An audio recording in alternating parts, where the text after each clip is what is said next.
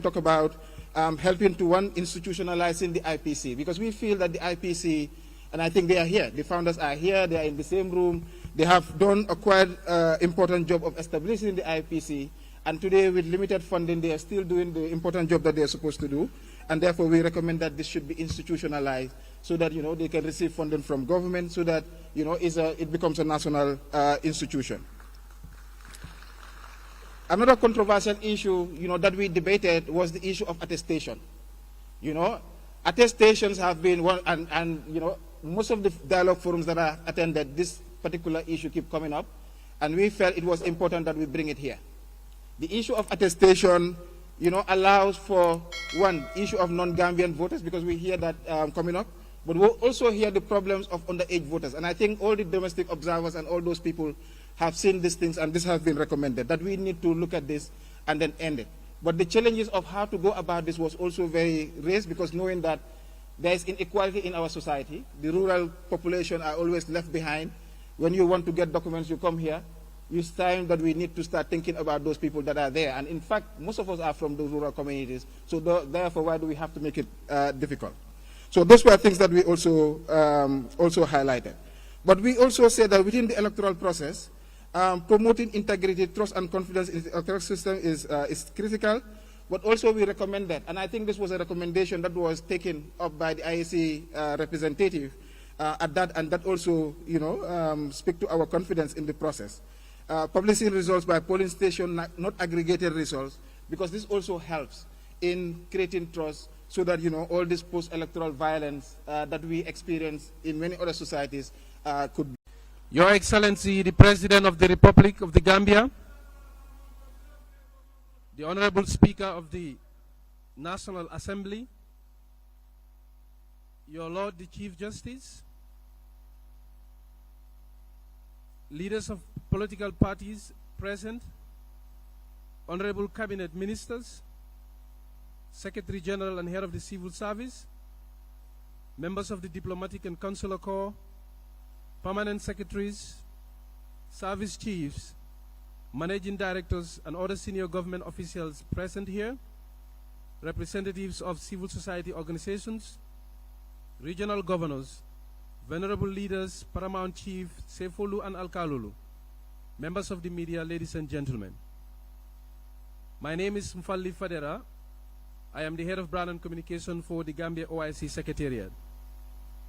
I am deeply honored, Your Excellency, distinguished guests, to be asked to moderate the sessions of this historic national occasion. To assist me this morning in emceeing this occasion is ex-broadcaster and journalist Aissatou Keita, who will take over from me later on in the program.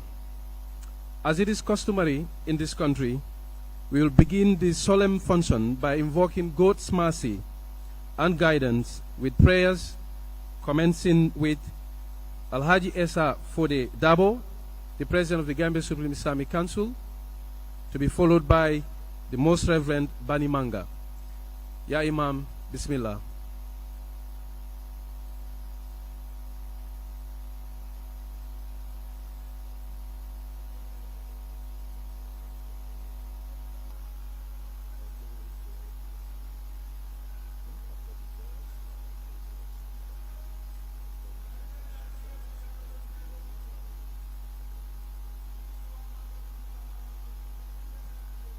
أعوذ بالله من الشيطان الرجيم بسم الله الرحمن الرحيم الحمد لله رب العالمين الرحمن الرحيم مالك يوم الدين إياك نعبد وإياك نستعين اهدنا الصراط المستقيم صراط الذين أنعمت عليهم غير المغضوب عليهم ولا الضالين ربنا لا تؤاخذنا إن نسينا أو أخطأنا ربنا ولا تحمل علينا إسرا كما حملته على الذين من قبلنا ربنا ولا تحملنا ما لا طاقة لنا به واعف عنا واغفر لنا وارحمنا أنت مولانا فانصرنا على القوم الكافرين اللهم اجعل بلادنا آمنة مطمئنة وسائر بلاد المسلمين يا رب العالمين سبحان ربك رب العزة ما يصفون وسلام على المرسلين والحمد لله رب العالمين.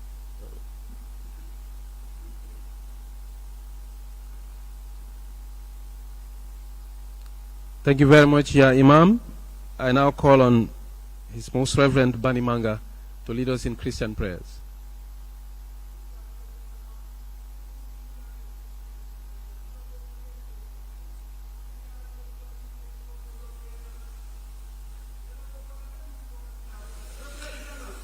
Please let's continue in prayer. Great God of nations, we thank you for the Republic of the Gambia, and we thank you for our part in it. Gracious God, against all odds you have helped us by your grace so that we will become a nation as we are. We pray that in our celebration of our 59th anniversary and in our national dialogues, you will help us so to be more matured and to be more responsible. You will help us to be more inclusive, and you will help us so to seek for the common good of all people. We pray that the words of our national motto, peace, progress, and prosperity, will so be ratified in our midst and in our generation. Bless all of us as Gambians, and bless all who participate in the life of the Gambia, that in this meeting, begun, continued, and ended, you alone will be glorified, and it will be for the good and betterment of this nation. We pray in Jesus' name. Amen.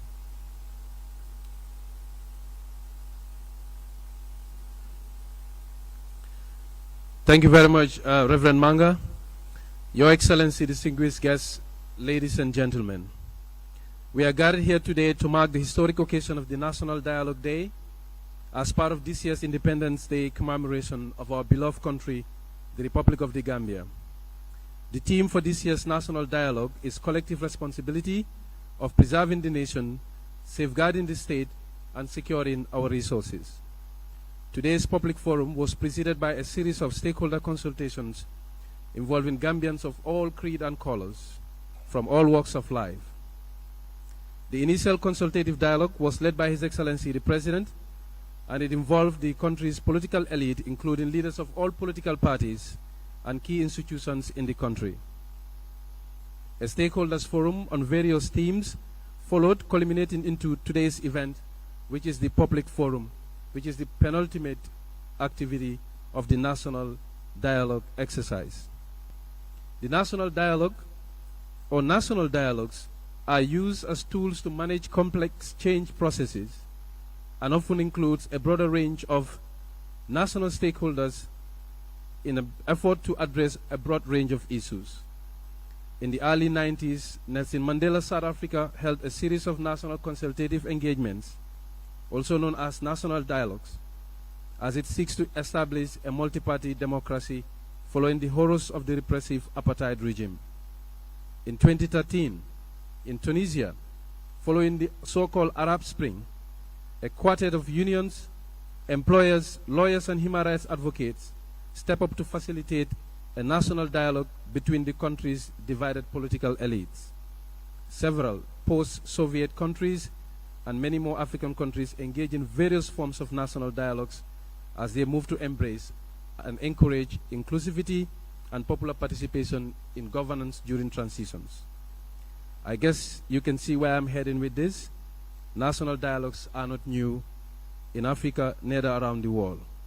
Perhaps what is different in Gambia's case is that it is self-initiated by the government in power, the government inviting critics and cheerers to scrutinize the state of affairs in its desire to move our beloved motherland to the promised land. On that note, ladies and gentlemen, let's take a moment and commend and applaud our government under the leadership of His Excellency, President Adama Barrow, for having the foresight and courage to organize this historic, all-inclusive national conversation. Equally, let us recognize the graciousness and sense of patriotism demonstrated by all political leaders in embracing and fully participating in this national endeavor at all levels. Your Excellency, ladies and gentlemen, thanks and appreciation goes to the National Preparatory Committee for a job well done, and deserving special mention is Ami Bojan Sisoho, my former boss, who I am aware firsthand have been pushing for this national dialogue initiative from the very beginning when we worked together in 2018. Your Excellency, distinguished guests, ladies and gentlemen, with that said, let me take you through the program for the day. We have done the protocols of the arrivals, and His Excellency is seated. Police band rendered the national anthem, and we've also observed our religious prayers. Next to follow will be Chairperson's remark by Mr. John Charles Njai, the Chairperson of the National Preparatory Committee, to be followed by a statement from His Lordship Chief Justice Hassan B. Jallo. A statement from the Speaker of the National Assembly, Honorable Fabakary T. Jata, and the keynote address will be delivered by His Excellency, the President of the Republic, Adama Barrow.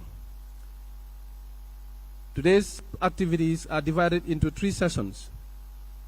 The statement of the President will conclude the first session, and the second session will be reflections on the thematic areas that have been discussed in the past week. This will be in the form of a panel discussion, and we'll have various panelists to discuss various topics. And the third half of the program would also include another panel discussion from keynote panelists that have been identified carefully from both the public and private sectors. And that should be it for the rest of the program. With that said, ladies and gentlemen, I have the singular honor and privilege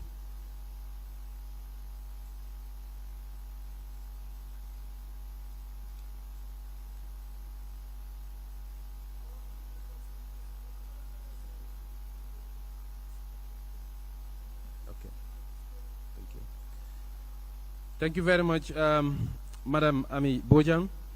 I have been notified that part of the program also includes religious reflections from our venerable leaders, religious leaders here present, and that will begin with Alhaji Essa Fode Dabo, the President of the Gambia Supreme Islamic Council, and will be followed by Most Reverend Bani Manga. Ya Imam, Bismillah.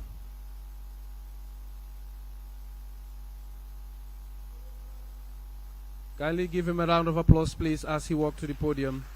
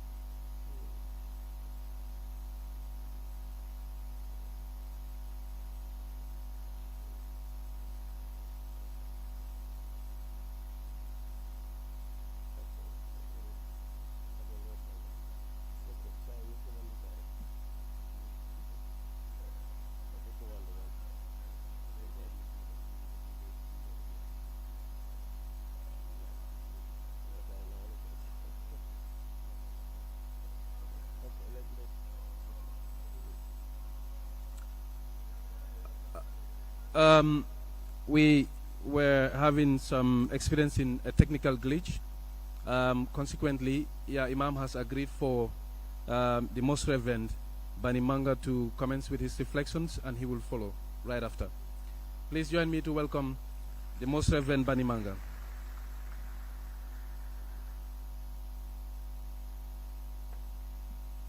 Good morning, Your Excellency. I stand on existing protocols. Recently, we had Gambia playing with Cameroon. Who was a Gambian whose heart was not beating when we went 2-1 and within a few minutes they scored us? Is there any Gambian who was happy? I am told, Mr. President, you watch Arsenal. I will not speak any further.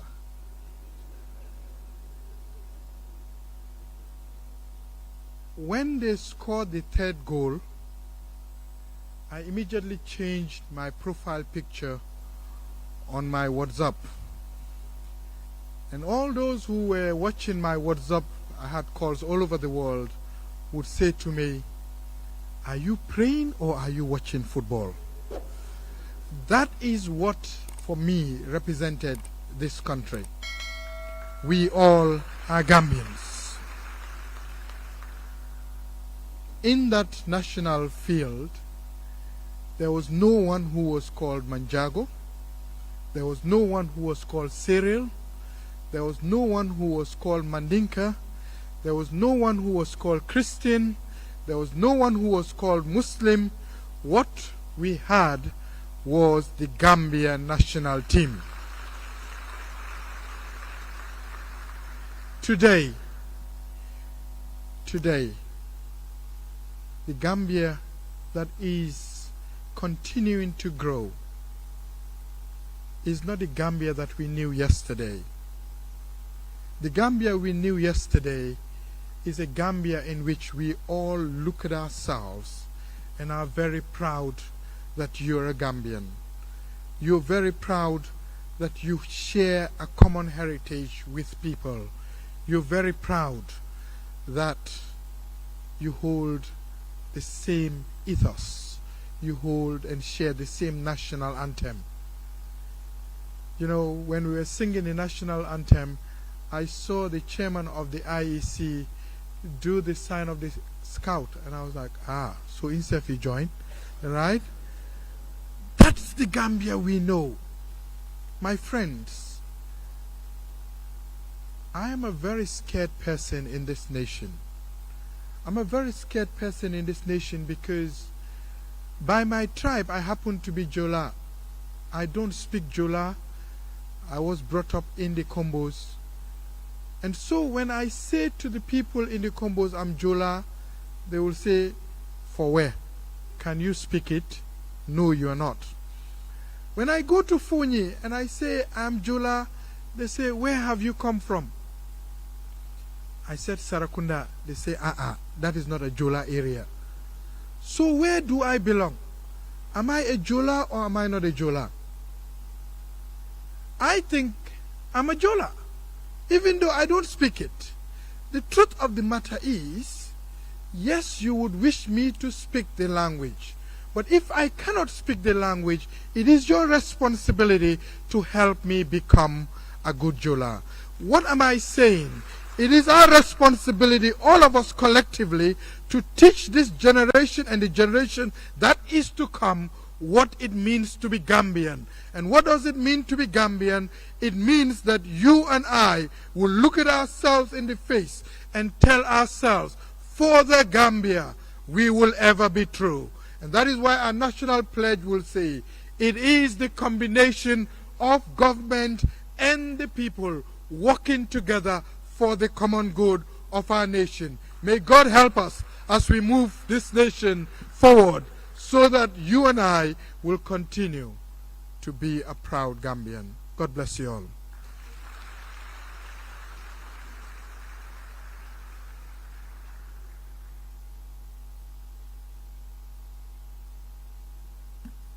Thank you very much, the Most Reverend Manga. Ya Imam, Bismillah. Bismillahir Rahmanir Rahim. I apologize for your time that was wasted because of the technology. Members of the high table, distinguished ladies and gentlemen, Alhamdulillah, I thank the Almighty Allah for this important forum which brought together all the stakeholders to discuss major issues that affect our lives as a nation. I want to congratulate and thank His Excellency, the President, for initiating this national dialogue. We need to come together, work together, discuss our differences in order to achieve national unity, peaceful coexistence, prosperity, and national security. Our religion, Islam, calls for unity and warns against division and conflict. The Almighty Allah says, وَلَا تَنَازَعُوا فَتَفْشَلُوا وَتَذْهَبَ رِيحُكُمْ, meaning, and do not dispute with one another, or you will be fail and weaken. It is natural to have differences in our lives because the Almighty Allah has created us in different appearances, different opinions. So we cannot be in one side in everything. That is contrary to Allah's creation. But these differences should be a difference of diversity, not a difference of opposite. So we need a constructive dialogue to communicate to each other, put our differences on the table to build understanding and consensus. It is the ethic of dialogue to respect the other opinion according to the rule that says my opinion is correct and may be wrong, and the opposite opinion is wrong but may be correct. Let us respect each other and avoid personal attacking. Islam urges us also, which is very, very important, and is affecting our society, the type of information that we spread in the society. Islam urges us to authenticate the information that we spread, to avoid spreading false information that affect our development. Distinguished ladies and gentlemen, I want to conclude by saying that all of us are Gambians, regardless of our religion, race, dwelling places, tribes, and we have no place but this homeland, which is the Gambia. So let us all collaborate together to build, protect, and preserve our nation. On that note, I thank you very much for your kind attention.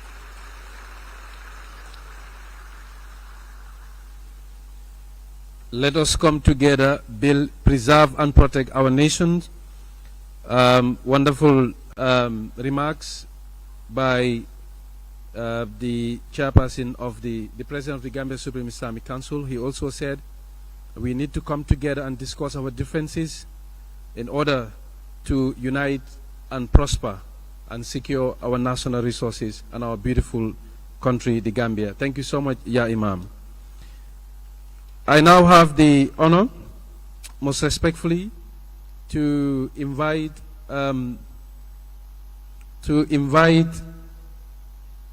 the chairperson of the National Preparatory Committee to deliver his statement, and I've been corrected to say that is Maud K. Cisse, the chairperson of the National Preparatory Committee, and not John Charles Njai. Mr. Chairperson, please welcome to deliver your remarks.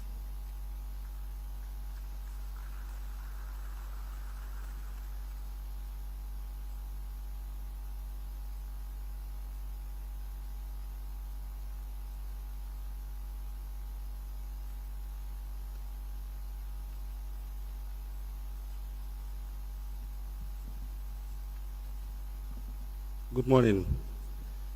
Your Excellency, the President of the Republic of the Gambia, Adama Barrow, the Chief Justice, and the Honorable Speaker of the National Assembly, good morning to you all. Good morning also to distinguished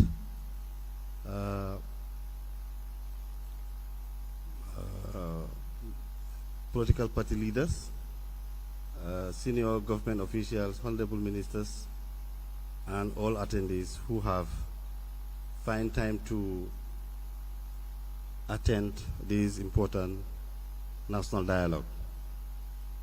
Mine is basically to thank everyone, most especially the President, for commissioning and initiating this particular dialogue process, but also the National Organizing Committee for taking all this while, for putting together this beautiful and quite successful dialogue. I would also single out Auntie Ami, the Director of Press and Public Relations, Office of the President, for leading this process. All these days she have been having sleepless nights, and on behalf of the organizing committee and on behalf of His Excellency, I want to also thank him, thank her. I will be short. I would only pray for successful deliberation of this national dialogue, and we pray and hope that after the dialogue we will see a better Gambia. Thank you.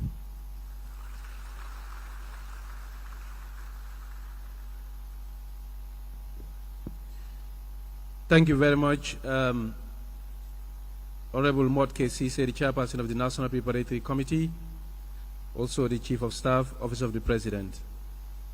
I now invite His Lordship, Chief Justice Hassan B. Jallo, to share his reflections on the theme of the occasion. Please give him a round of applause as he walks to the podium.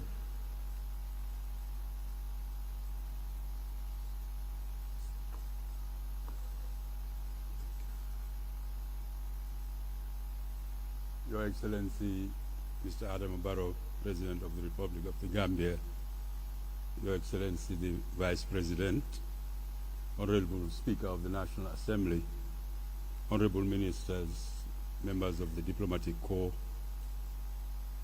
distinguished participants and guests, all other protocols observed. I wish to extend first my congratulations to His Excellency the President of the Republic of the Gambia for his laudable initiative in convening this first national dialogue in the Gambia on the theme of our collective responsibility for preserving and safeguarding the nation and securing our resources.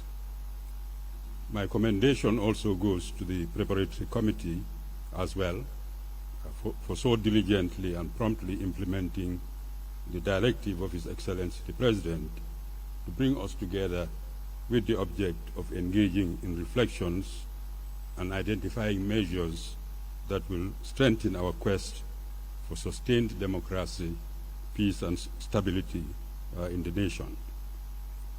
Dialogue and communication is not only appropriate, but it is necessary, particularly in these challenging times, for the strengthening of national unity, national cohesion, and national solidarity. A dialogue provides us with the opportunity to listen to each other, to understand our common as well as different perspectives. It equally enables us to identify the challenges we face as a nation and to develop a consensus on what measures need to be taken to address those challenges. Differences of opinion there will always be, and it is perhaps healthy and enriching that many flowers of different hue and of different scent are allowed to bloom in the community. Pluralism is a vital and indispensable characteristic of the democratic environment. But dialogue will empower us to manage those differences of viewpoints and approaches, and it should also assist us in identifying not only differences, but also assist us to appreciate and reaffirm our shared national common values and national aspirations, and in that way strengthen our national unity and solidarity around those values and aspirations. This may be the first, it is indeed, not maybe, it is indeed the first national dialogue. It is clear that it should not be the last. The dialogue should be a continuous process, not an event, and a welcome outcome of today's event would be the establishment of a mechanism to ensure the continuity of such a process. The nation needs and can benefit from such a dialogue amongst its citizenry.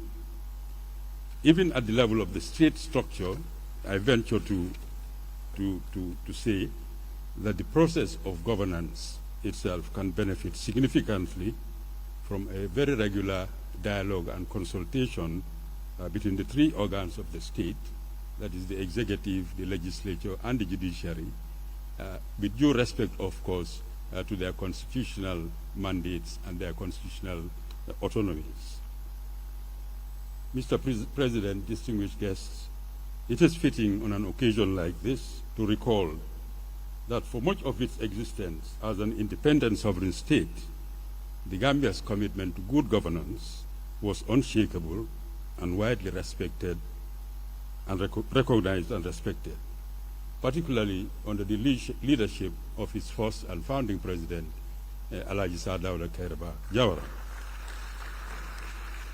Adherence to the rule of law, to respect for human rights and democratic principles was the cornerstone of both domestic and foreign policies of the country.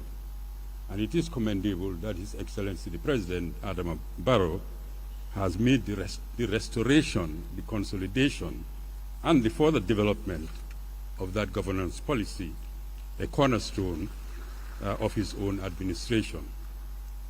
And as we engage in a national dialogue, it should not be impossible. Indeed, it would be appropriate for us to collectively affirm, whatever our other differences, that adherence to the rule of law, to respect for human rights and democratic principles is a core value of our community. For the rule of law, respect for human rights and democratic principles provide the most secure foundations for national peace and for social and economic progress. The rule of law requires us all to be subservient to the law. The law should stand above all of us, and we should stand below it. Not just any law, of course, but a law that has the quality of fairness and decency and compatibility with recognized international standards.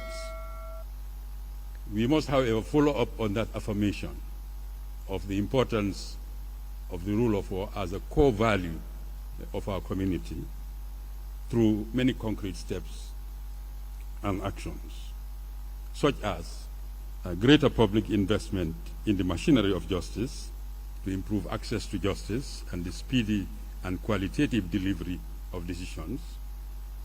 We need to strengthen our dispute resolution mechanisms, whether they are formal or traditional, in order to promote stability in the community. The institutions of the Ombudsman and the National Agency for Legal Aid, and of course the National Human Rights Commission, are important elements of the architecture of governance. And they also ought to be supported significantly in order to promote good governance with focus respectively in preventing and providing remedies for abuse of power and maladministration in the public service. We must intensify our efforts to review our laws through the Law Reform Commission to make them more relevant and responsive to our challenges and aspirations. Above all, we must not give up on our goal of putting in place a new constitutional framework that promises better governance for our nation. We have come very far with that process, in fact too far to give it up in preparing a draft constitution. We've come too far to give it up simply because of divergence in views. And all stakeholders should be prepared to make the necessary compromises and the necessary accommodations to enable us to revive that process in order to have a new constitution for the Gambia. Thus, the whole range of state institutions which are implicated in the governance process ought to be the subject of intense capacity building and public support to enable them contribute more effectively to the discharge of their respective mandates. We must also invest in crime prevention and in crime management and in law enforcement, because crime constitutes one of the most serious violations against human rights of individual citizens, and we need to rise up to that challenge. The constitutional obligations of legal justice must also be respected and enforced more effectively, as well as the constitutional promise of social justice in terms of education, in terms of health, employment, etc. All these need to be given concrete reality. But beyond what the state can and what the state should do, we must also remember that as citizens, as individual citizens, we too have obligations and duties to each other and to our community. Life is not just about rights. It also comes with responsibilities. The Banjul Charter on Human and People's Rights, which is the premier African instrument on human rights, reinforces that message by providing not only for the rights of individuals, but also providing for their duties to their family, duties to the community, and duties to the country, to the nation.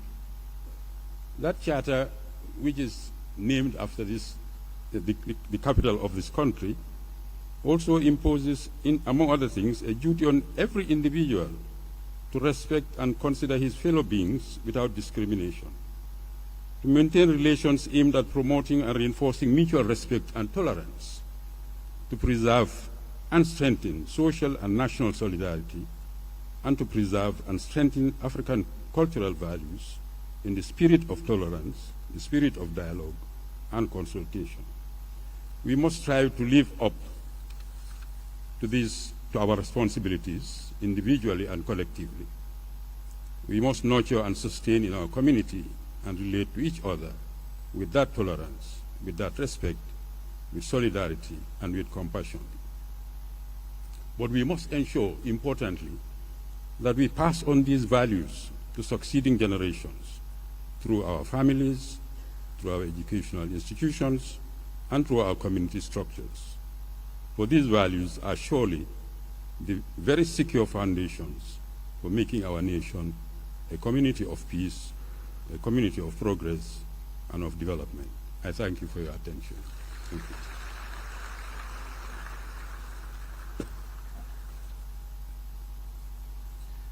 Thank you very much, Your Lordship, Chief Justice of the Republic of the Gambia, Hassan B. Jallow, for those brilliant and thought-provoking remarks.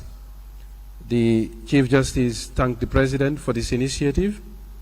He also emphasized the importance of pluralism, saying that it is quite essential in any democracy, but also dialogue enhances any democratization effort as well. He also encouraged us to make sure it is a continuous endeavor. Thank you very much, Your Lordship. For the purpose of the viewing public who do not have the fortune to be present in this room, we are going to attempt to summarize remarks in various local languages. But at this time also, I would take this opportunity to inform members of this audience that translation services are available. The stewards here have the mics and the headsets, and if you need any assistance to make sure you listen to the translations while the remarks are being delivered in real time, kindly speak to them. Badi la melalu ngali kontong atol memben jibe kang membota diamola wole mu Chief Justice Hassan B. Jaloti me alon ka tele nyatum ka ke Gambia la tilingo bundala ala diamo foloni menna wole mu ka banko nyaton ko jayi ka tentu His Excellency the President pour ñu ñonku kende ñi makan ka itandi ko ni molbe kafta ñoma ka kacha a beteata banko la yurwani ñaatu tatole démocratie la karola a itandi je fanan ko kacha mu kulati me alon ko fanan aka démocratie dala ka sembentiyandi aka ñiñandi wo kambala ka be sasiro ke la molu bella sako banko ñaaton ko wani mol men bebulo be ñin ko kono pour isa ko muta ye lo wa ko kan kaje ko akana da ñinna ay kuma jamalu banke kuma nyimma jamalu bara ay tan di fananko abe daniro fananke la mol be la pour kana nyina katol la men be ke kan pour ka constitution kuto londi Gambia banko kam mbokk yi yéen mi nga xam ne yéen a nekk di déglu di leen nuyu rek di wonne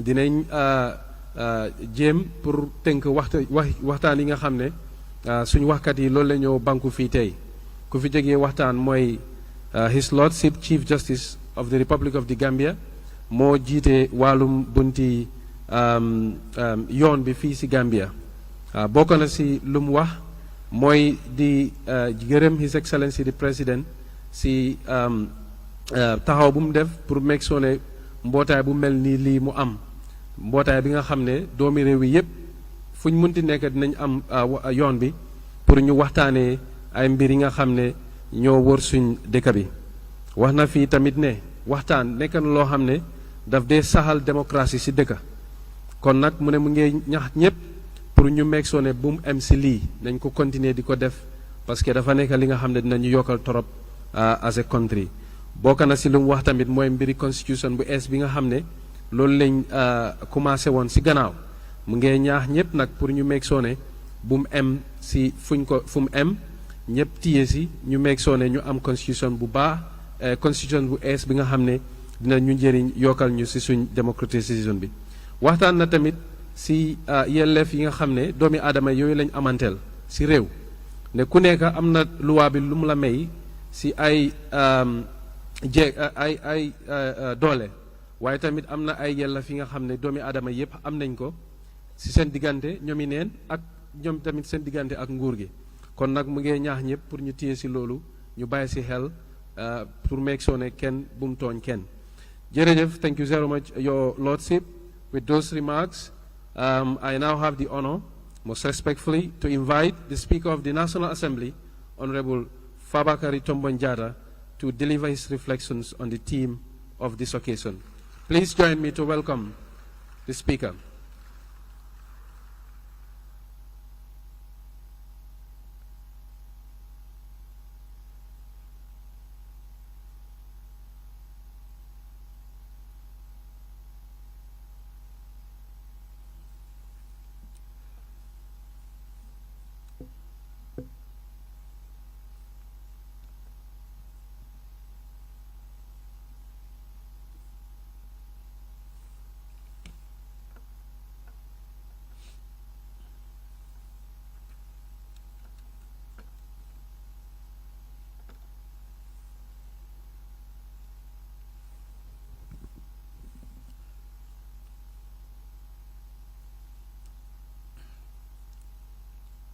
أعوذ بالله من الشيطان الرجيم بسم الله الرحمن الرحيم. Your Excellency, the President of the Republic, President Adama Barrow, my Lord, the Chief Justice,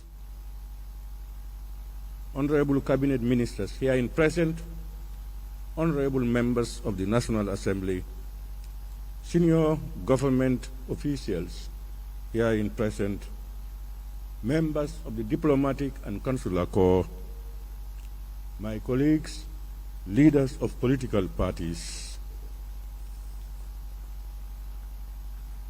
representatives for the faith-based organizations, representatives from the civil society, distinguished invited guests, members of the press, ladies and gentlemen, and indeed fellow Gambians.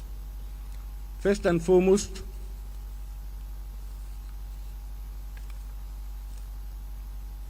I wish to express my sincere gratitude to His Excellency President Adama Barrow for not only spearheading this noble initiative that brings together Gambians from all walks of life, both in the public and private sectors, but also for extending an invitation to me to participate in this crucial national engagement forum.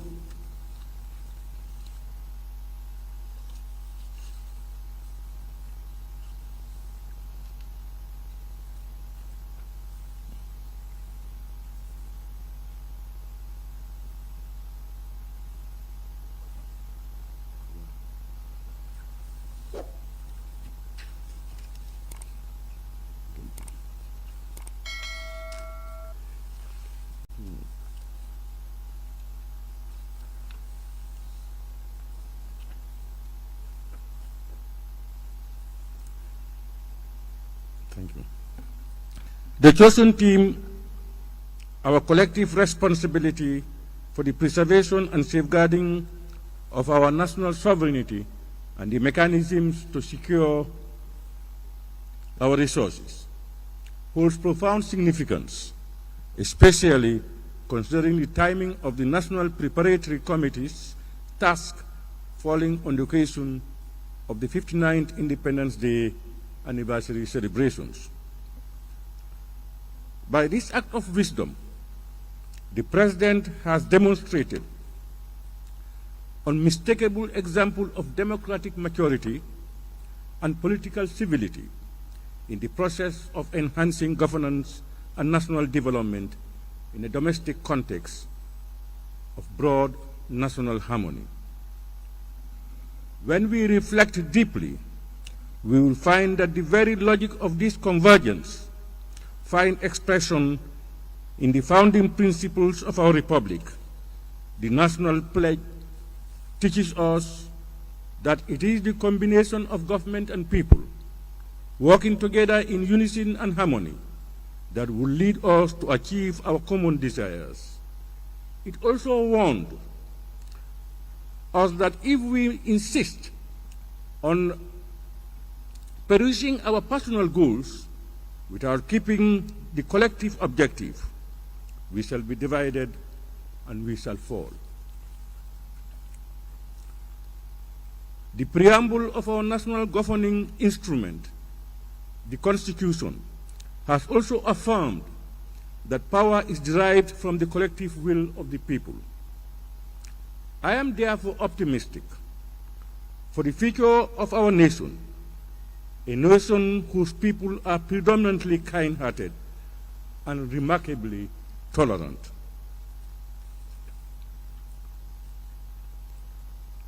Your Excellency, distinguished ladies and gentlemen, 2 days from today, it will be 59 years since the Gambia won its freedom and sovereignty. We will utilize this occasion to reflect on how far we have come as a country in improving people's quality of life and in entrenching a culture of democracy and human rights. We will reflect on the progressive policies that have provided basic services to the overwhelming majority of the Gambian people. At the same time, we will acknowledge where we have not achieved enough, where expectations have not been met, and indeed, where the promise of our democracy has been challenged. In this regard, I am appealing to the patriotism and sense of responsibility of all compatriots in the country and in the diaspora, so that everyone, wherever they are, sees this historic opportunity to help to steer our country on the path of peace, harmony, security, and progress. As Speaker of the legislative organ of the state, I wish to assure all Gambians that the National Assembly remains committed to fulfilling its social contract with the Gambian people. We are committed to putting in place laws that can boost democracy, rule of law, transparency, peace and stability, and deliver social services to all Gambians without discrimination. The National Assembly will also continue to hold the government accountable to the people of the Gambia through our oversight functions and represent the wishes and aspirations of every Gambian. Your Excellency, compatriots, distinguished ladies and gentlemen, whilst we acknowledge, like any other nation, we have experienced occasional social, political, and economic turbulence, threatening the very foundation of our democracy and stability. Our resilience in the face of adversity has consistently strengthened us. In times of hardship, we have emerged stronger, more peaceful, and undoubtedly more stable. The occasion of this dialogue, set against the backdrop of our Independence Day celebration, provides us with an opportunity to reflect on our journey, appreciate our accomplishments, and collectively chart a course towards a future marked by enhanced democracy, lasting peace and prosperity, and continued stability. Despite the profound animosities among political opponents, the inexorable forces of circumstance and time have consistently fostered reconciliation and collaboration for the preservation of our sovereignty and stability. However, reflecting on historical dynamics between antagonistic political parties, I must acknowledge that the commitment and initiatives undertaken by the government under the leadership of His Excellency President Adama Barrow to unite opposing parties for the common good of the country are truly unprecedented. This government has in recent times not only demonstrated its commitment to democratic values by allowing free exercise of our rights to associate, speak, and assemble, but has also admirably listened to dissenting voices, even those occasionally violating the norms. The government's outreach to opposition parties, aiming to harmonize national efforts and collaborate for the preservation of our nation, democracy, resources, has been particularly evident in recent times. Let us therefore utilize this moment and opportunity in view of our history and experience to put an end to the emerging rise in variants of right-wing and left-wing populism in our politics by crafting viable partnerships among ourselves as political and opinion leaders that reflect the Gambian context in all its nuances, complexity, and opportunities. Your Excellency, the President, compatriots, distinguished ladies and gentlemen, as we engage in this dialogue to fortify our national solidarity, let us also remind ourselves of our rich cultural norms and values, steeped in religious tolerance and ethnic harmony, which have historically bound us together. While some have lamented the few vocal individuals amongst us whose lack of progressive political ideas transform them into intolerant activists, resorting to derogatory language and profanities to intimidate opponents. It is essential to recognize that political leaders harboring such elements in their ranks inadvertently repel voters rather than attract them. Regrettably, social media has been wielded as a tool to propagate toxic political rhetoric, which, as mentioned earlier, undermines the interests of the perpetrators' political parties rather than advancing their cause.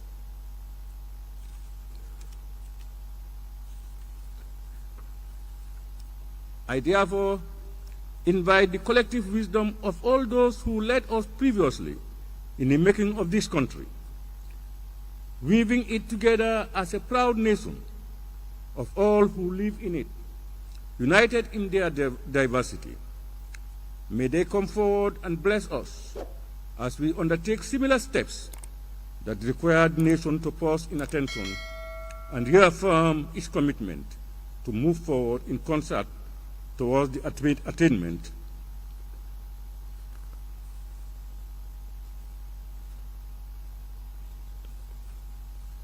of progressive, peaceful, and prosperous nation.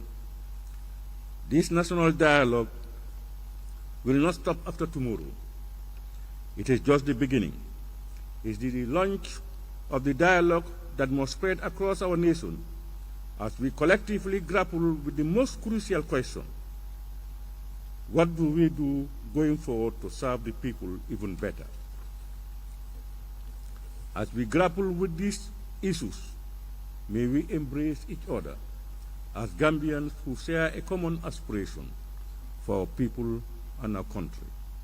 I am optimistic that the consultative forums that will punctuate this dialogue will critically and frankly discuss the themes under consideration and present us with tangible resolutions to better the lives of our countrymen and citizens and move our country forward. Your Excellencies, distinguished invited guests, may the Almighty Allah bless all of you and continue to preserve the Gambia's peace and stability. I thank you for your kind attention.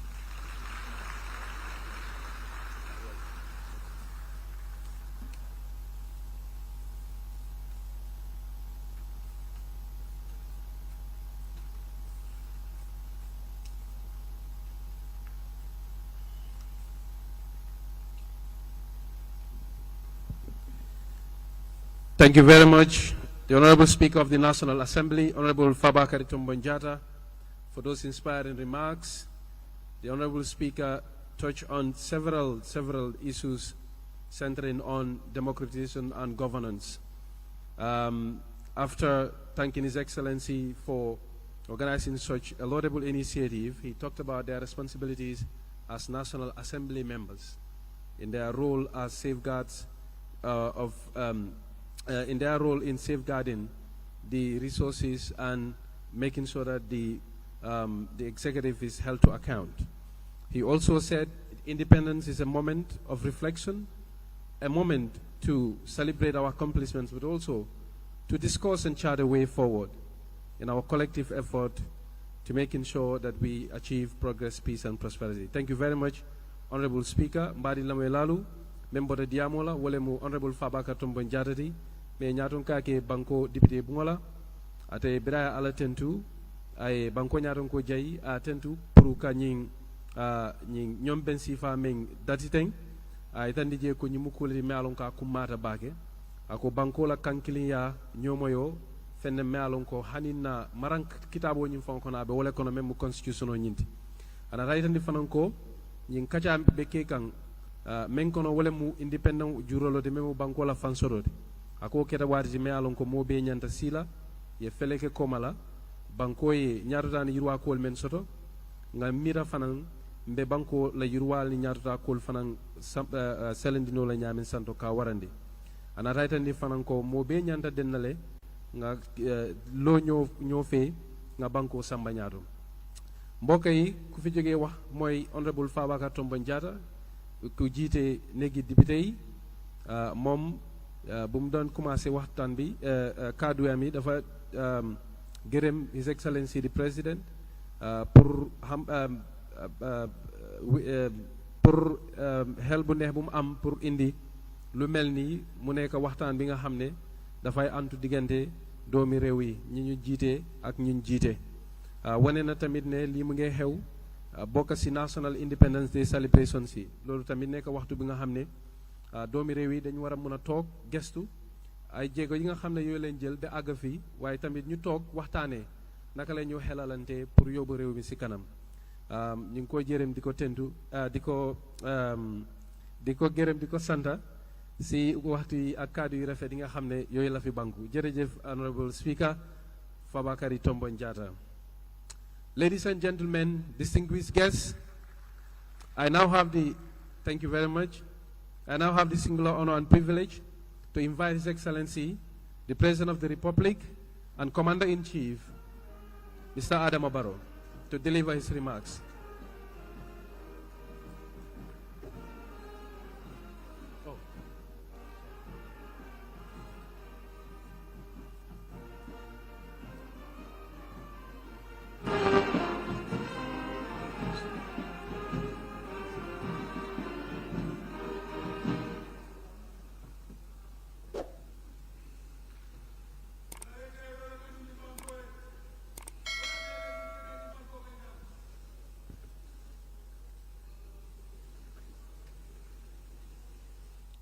Honorable Speaker of the National Assembly, my Lord, the Chief Justice, honorable members of Cabinet and the National Assembly, members of the Diplomatic and the Consular Corps, representatives of international organizations and development partners, political party leaders, government officials and service chiefs, community and religious leaders,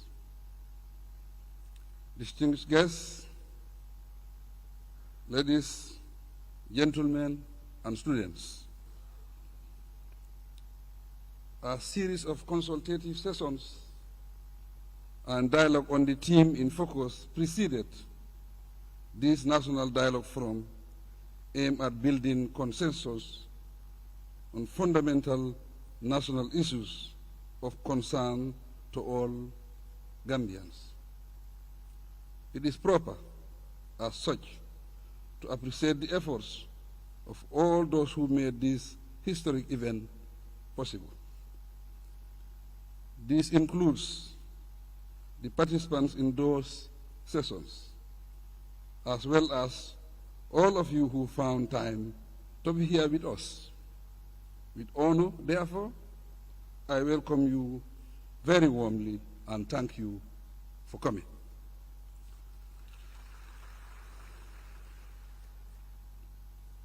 As I said during the consultative forum, with all the 19 political party leaders in the country, we are making history together through our participation in this unprecedented event.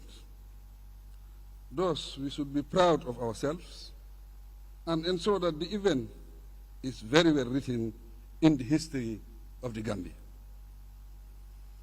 Although I am participating as the sitting president, I am also here as a citizen and a Gambian stakeholder like everyone else.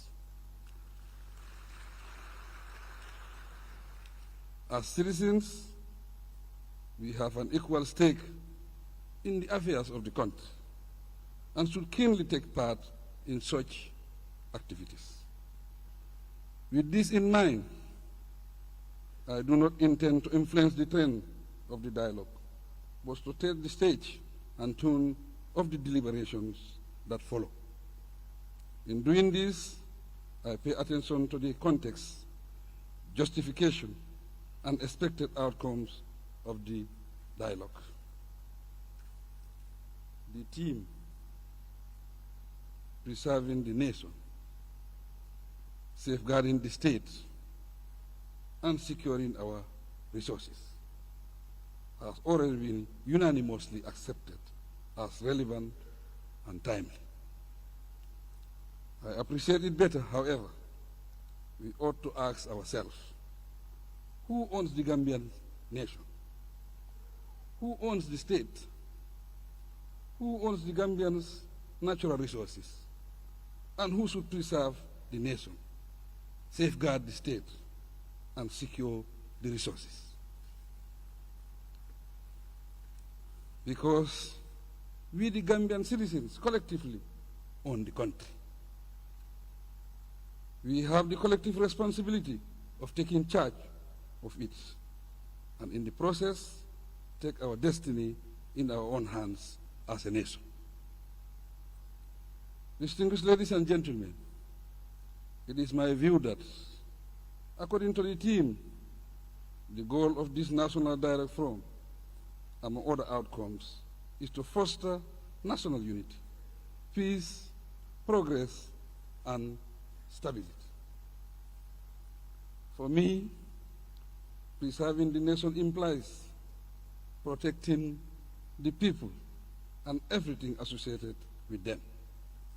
In particular, their well-being, honor, values, and all that make them stand out distinctly as individuals and communities bound by blood or social ties, as well as other special characteristics. An expected outcome of achieving this objective is a healthy, productive, and happy Gambian population. As a sovereign state, Safeguarding the state implies protecting our land, borders, and everything directly under the authority and responsibility of the government. To cite examples, these include our formal institutional arrangements, national symbols and apparatus, legal frameworks, and seals of authority, especially for the three arms of government. In sum, this is about the autonomy or sovereignty of our motherland. It is only when we achieve this successfully that we can sustain strong institutions, efficient services, progress, and stability. Next, all nations need resources for survival and development. Such resources consist of all the human, economic, and material items of the nation. They incorporate all assets, property, and everything produced or used for production, not leaving out our airspace and the sunshine over and around us. Securing a nation's resources and utilizing them wisely lead to growth in national wealth, development, and guaranteed livelihoods, among numerous other benefits. Distinguished ladies and gentlemen, holding this dialogue forum can be justified from various perspectives. Principally, it stems from the Constitution, which says that the Gambia shall be a multi-party democracy. Here we are, guided by the principles of multi-party democracy and pluralism, to dialogue. It is acknowledged in all democracies that dialogue is a democratic principle, thus this national forum reflects democracy at work. The merits of dialogue are many. It is sufficient to mention briefly that it gives the people a voice, as it provides space for their participation in national affairs.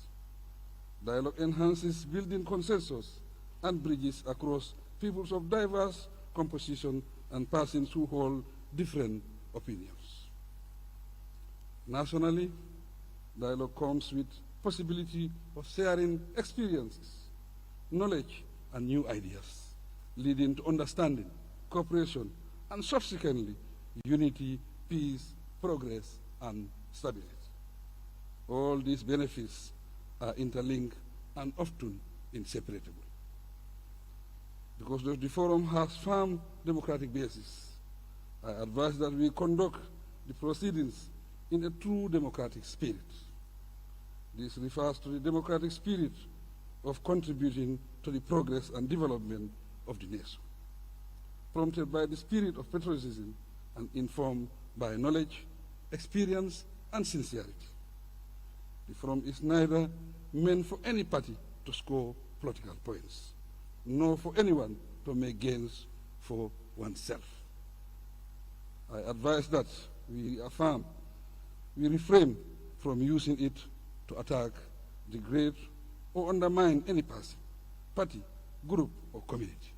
Instead, let us utilize it for the good of the nation, while setting the stage for future dialogue, cooperation, and collaboration.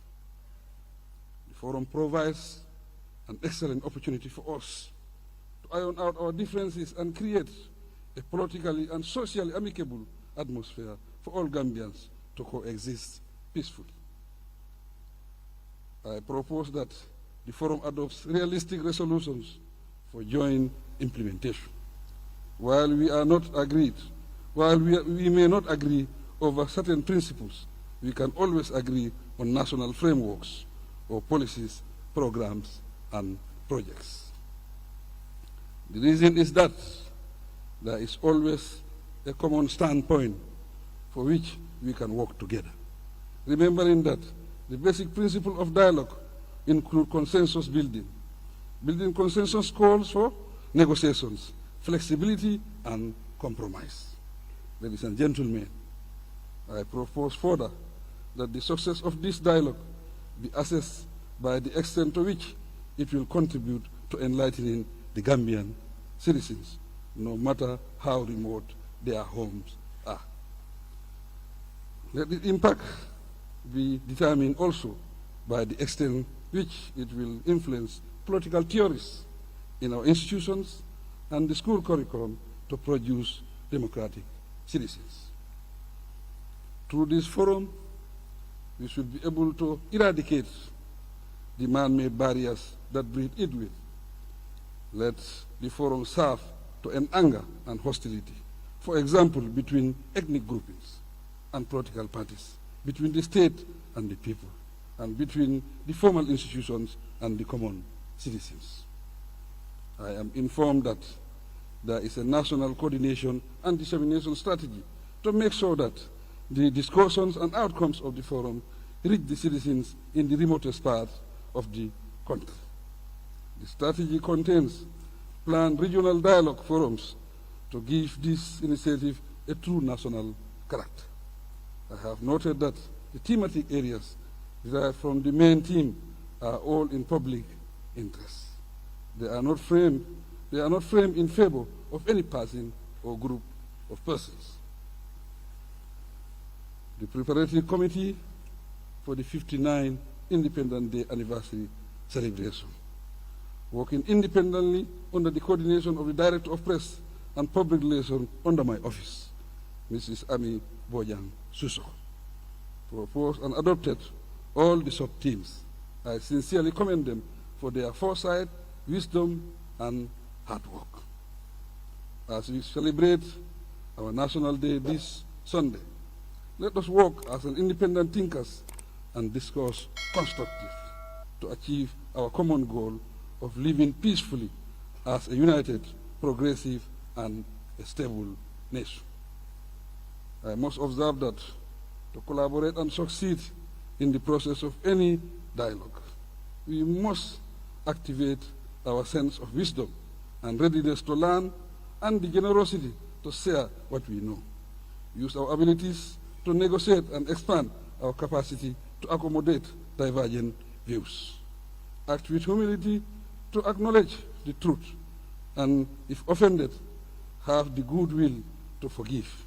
Be patient enough to listen and be disciplined enough to withhold hurtful speech.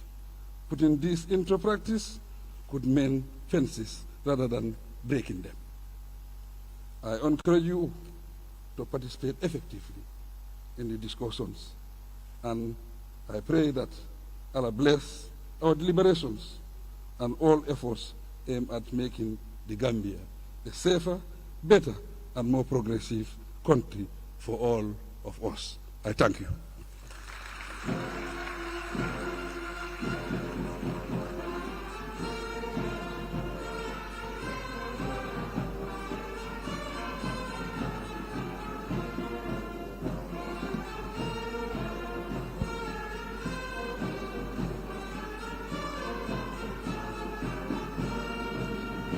Thank you.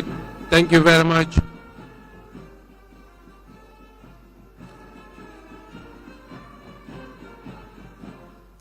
Thank you very much, Gambia Police Band.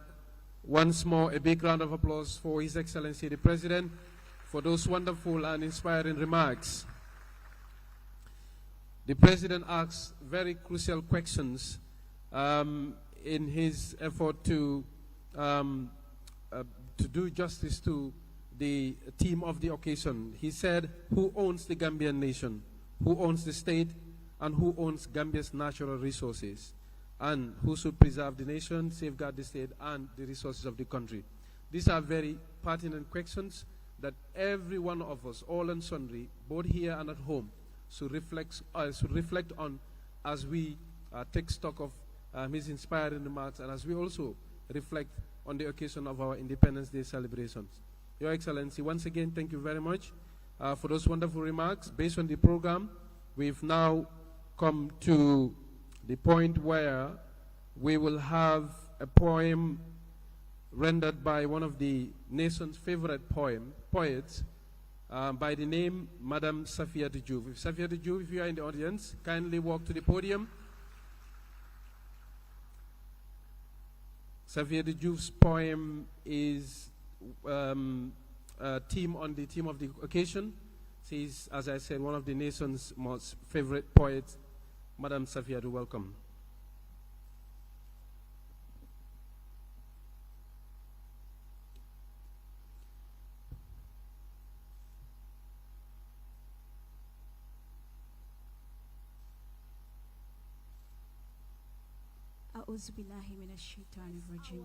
African culture. Your Excellency President Adama Barrow, members of the High Table, distinguished guests, Gambians, ladies and gentlemen. I am free to express our African culture, where greetings are the norms and traditions that every Somanda all you hear is Ibe Khaira to Khaira Darong. From the sleeping dreams of our souls, the Gambia walk to a democratic stage.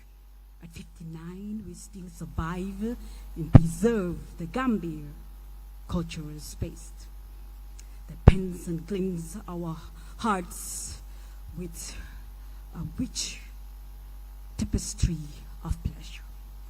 Within a tilting so eyes, we manage to defend our state, affection and an action to liberate our sinking security sovereignty, seeking the blessings of our president for the good recommendations that I believe will pressure its government measures to protect the children and women from rapists and criminals that now threaten our lives, that increasingly knocks me down with questions. Mudefma matid, mudefma majahle, mudefma mai lachte. Amplifying our voice to fight against tribalism, accepting and respecting our different religious beliefs, controlling the atmosphere of this pluralized political environment, nurtured our attitudes towards the civilized way of politics, and lead into a unified Gambia that we ever dream of, continuous, peaceful atmosphere. 18 February 1965, our gallant men emerged and fought for our independence, embracing and celebrating their efforts, appreciating the image of germinating the seedlings of peace, to empower the youths and work to reduce the unemployment rate. That got me hooked to the skill and request to stop the road of the backway dreams and ask if the pendulums looks balanced. Building a Gambia free from corruption, sorting not by nepotism, which I will for my people to dispel. Thereupon I proceeded and promised to query back in my river, which is mortgaged to the foreign vessels barreled by the heaven nets that today make fish expensive. For we signed and took an oath to protect the river Gambia. We signed and took an oath to harness our natural resources. For we beg the people for their votes and hope that this dialogue will be the chosen gate that will unlock the potentials of the government aims to refurbish our hospitals and supply our destiny with numerous medicines, preserve our natural environment, invest in agriculture for better food security, and close the door of daylight robbery.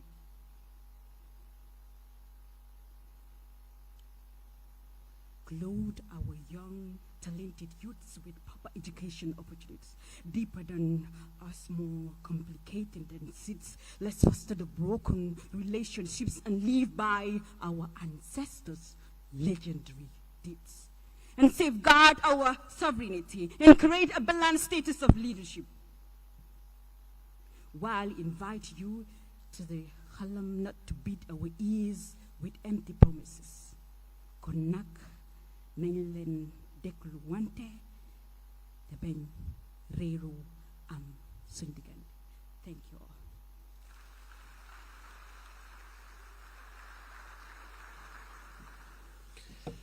Thank you very much, Madam Safia Tujuv, for that wonderful and eloquently narrated poem.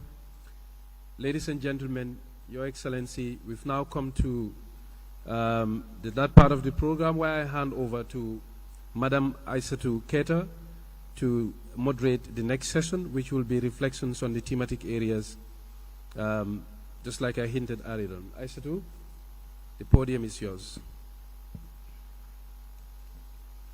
Thank you very much, Mr. Fali Fadera, and thank you for the introduction. I would have stood here and will at some point forget to introduce my name, like I did in the previous Youth Connect. I went the entire program and I didn't introduce myself. Up to the middle of the program, I realized that I never introduced myself. So I told the gathering that I was going to introduce myself later, only to realize that I never did. Until at the end of the program, when the UNDP resident representative told me that, Madam, what is your name? You still didn't introduce yourself. But luckily, my name is Aissatou Keita, like Fali actually said. His Excellency the President, Mr. Adama Barrow, the Speaker of the National Assembly, Honorable Farmer Kari Tombong Jatta, the Chief Justice, political party leaders, cabinet members, international organization representatives and development partners, service chiefs, invited guests, ladies and gentlemen. I am taking over from Fali, and we are going to the second phase of this particular dialogue, where we are going to go in details as to what has been discussed during the past few days. An important convergence, like we said, the consultative forum was held on the 14th, that was on Wednesday, where we had discussions on 6 thematic areas, namely, political environment for sustainable peace and stability, religious tolerance for social cohesion, security, sovereignty, securing sovereignty, safeguarding stability and well-being, ethnic diversity for national unity, media and safeguarding the democratic space, irregular migration, and empowerment. These are 6 thematic areas that were identified for discussion. And today, as I'll be introducing the session, and we'll be having rapporteurs from each of these thematic areas to discuss the resolutions, or to say the recommendations. But how do we get to these recommendations? In each of these thematic areas, key stakeholders were identified, 20 for each of the thematic areas. They sat and discussed on these thematic areas, discussed thoroughly, and the focus was to look at the prevailing situation as regards the thematic areas in question. Look at the challenges, the opportunities, the threats, and also the way forward. That was where these recommendations were identified. They were tasked with coming up with 5 key recommendations. So they will be present, each of them will come forward, at least to be given 3 to 5 minutes to present these recommendations. And later on, you will be given the opportunity to share your thoughts as regards these recommendations in questions. So without wasting much time, or without further ado, I would like to invite the rapporteur for the first thematic area, which is on political environment for sustainable peace and stability, Mr. Seth Mati Jau.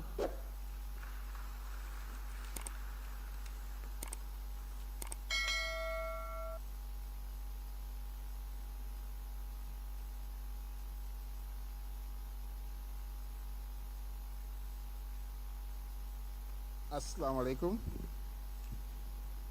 Good morning, Your Excellency. Good morning, everyone. I just want to stand on existing protocol, since I've been given 3 to 5 minutes, and giving a teacher 3 to 5 minutes is too much. And I'm asked to present on a group that was also with my friends from the political side and civil society. So you can imagine the amount of discussion we had, and presenting that to this general plenary in 3 to 5 minutes, well, we'll manage. So our group, basically, like the MC noted, was made up of about 20 people from various political parties and civil society actors, as well as members of the inter-party committee. And you can imagine having civil society, political leaders, and also, just political leaders. That kind of conversation would not be easy. So where we started was basically to look at, we were asked to make a presentation from the Afrobarometer findings to highlight what are the citizens saying in terms of the direction, the progress of the country, but most importantly on critical issues of trust, of corruption, of threat to safety in the neighborhoods, views on Gambia Police Force, the implementation of the recommendation of the TRRC, Truth and Reconciliation and Reparation Commission. These were all issues that we presented, and then we went on to discuss the 5 thematic issues that we were asked to recommend. And to get into that, and I think when I listened to His Excellency and all the speakers, one of the points that they all highlighted, we also discussed, was the issue of the Constitution. And the issue of the Constitution, I've been also saying that in this country, we keep saying New Gambia, but for me, there's no New Gambia if there is no new Constitution. And I think this also resonated with a lot of us that discussed that. But then the challenge is, how do we take this Constitution from where it is now to the next stage? And there we had an interesting debate, and we concluded that to build trust in the public, but also to build trust in the stakeholders, we recommend that to reintroduce the 2020 draft Constitution in its present form to the National Assembly, and that the National Assembly members to discuss and amend the Constitution and appropriate. And why we reach here is that because whether we do it outside, we do it inside, at the end of the day, the National Assembly will have to discuss it.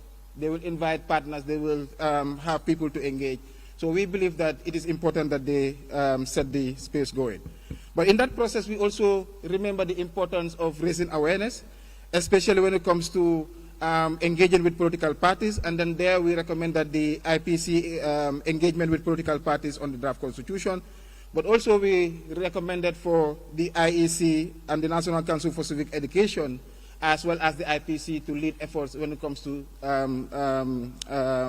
awareness campaigns on the draft Constitution. And with this approach, it will take a whole society approach, so that nobody will say that you are left behind, and that the National Assembly will do its responsibility of allowing all these different voices to come before them, to express themselves, and then through that we can take it as a national conversation. Secondly, the issue we talked about is the issue of electoral reform. I mean, if you know us in civil society, we've been tracking and following the reform process for quite a long time, and we know that there are issues. And there are the issue is not more on the lack of general trust in the process, but there are issues that we need to do to help amplify the electoral process. And this is where we talk about helping to, one, institutionalizing the IPC, because we feel that the IPC, and I think they are here, the founders are here, they are in the same room, they have done a quite important job of establishing the IPC, and today with limited funding, they are still doing the important job that they are supposed to do, and therefore we recommend that this should be institutionalized so that they can receive funding from government, so that it becomes a national institution. Another controversial issue that we debated was the issue of attestation. Attestations have been one, and most of the dialogue forums that I attended, this particular issue keep coming up, and we felt it was important that we bring it here. The issue of attestation, allows for, one, issue of non-Gambian voters, because we hear that coming up, but we'll also hear the problems of underage voters. And I think all the domestic observers and all those people have seen these things, and this has been recommended, that we need to look at this and then end it. But the challenges of how to go about this was also very raised, because knowing that there is inequality in our society, the rural population are always left behind. When you want to get documents, you come here. It's time that we need to start thinking about those people that are there. And in fact, most of us are from those rural communities. So therefore, why do we have to make it difficult? So those were things that we also highlighted. But we also said that within the electoral process, promoting integrity, trust, and confidence in the electoral system is critical. But also we recommend that, and I think this was a recommendation that was taken up by the IEC representative at that, and that also speak to our confidence in the process. Publishing results by polling station, not aggregated results, because this also helps in creating trust, so that all this post-electoral violence that we experience in many other societies could be avoided. So the other issues we talked about was cleaning up the voter register, especially of foreign and underage voters, nomination fee of candidates. I think this is a controversial issue still, but I think it's important that we highlight it. Reviewing the voter registration, as I mentioned before, and also disclosure of source of funding. We do not want anyone that is not Gambian to contribute to our electoral process. They cannot make the decision for us, and this was heavily discussed during our engagement.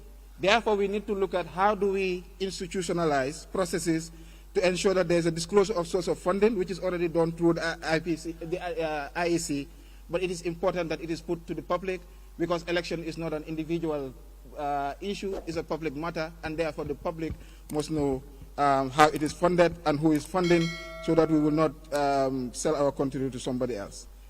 Parties are encouraged to send, and also this is the issue, in terms of the electoral process. It was noted that in most cases, political parties will send agents through political processes of people that might not be able to read or understand the political process. So it was recommended that political parties, also take that responsibility of training their agents, but also sending people that will understand the process and are able to, accurately record and take note of all the proceedings. The other point, which is the third recommendation now, is the inclusivity of women. We recommended for gender parity, and in this country we usually say it is a country of all Gambians, but in fairness, women continue to be left behind. And I think those are issues that we also, highlighted so that we can get that. And so the other point was economic management, the borrowing. We need to start thinking about that. Who's going to pay it? Yes, we're going to have investment and all that, but who's going to pay that? The future is also thinking about that. But also we talked about strengthening the productive sector of the country. We don't need to import food. We can produce our own food. And usually we talk about this country being a poor country, but I disagree. You cannot have a 80-kilometer coastline and a full river, and half of it which is fresh water, and yet still we continue to be poor. So we said that we need to strengthen the productive sectors of this economy, and that require people working. And the final point, I will not have to elaborate, is the fight against corruption. I don't need to explain that, because we know it's one of the problems that continue to affect our society. Thank you. Thank you very much, Mr. Seth Matijau. Those were 5 recommendations that emanated from the thematic group on political environment for sustainable peace and stability. What I would also like to urge or request is you can take note of the points that have been indicated here, that are the 5 key recommendations of each of the thematic groups, so that when, at the end of the entire session, when you want to come in with your questions, it will be easier that way. So next, I would like to call on Mohamed Lamin Sane, who will also deliver on the recommendations from the thematic group on religious tolerance for social cohesion.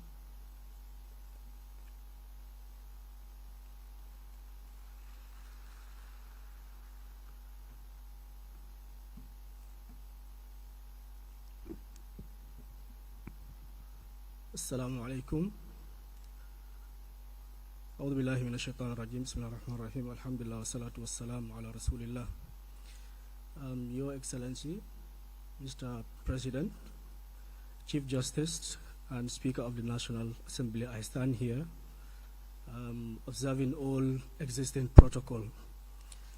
You are hearing from me, but I am speaking on behalf of a group, a religious group that have a diverse representation from Gambia Supreme Islamic Council, Gambia Christian Council, and Ahmadiyya Jamaat and Baha'i.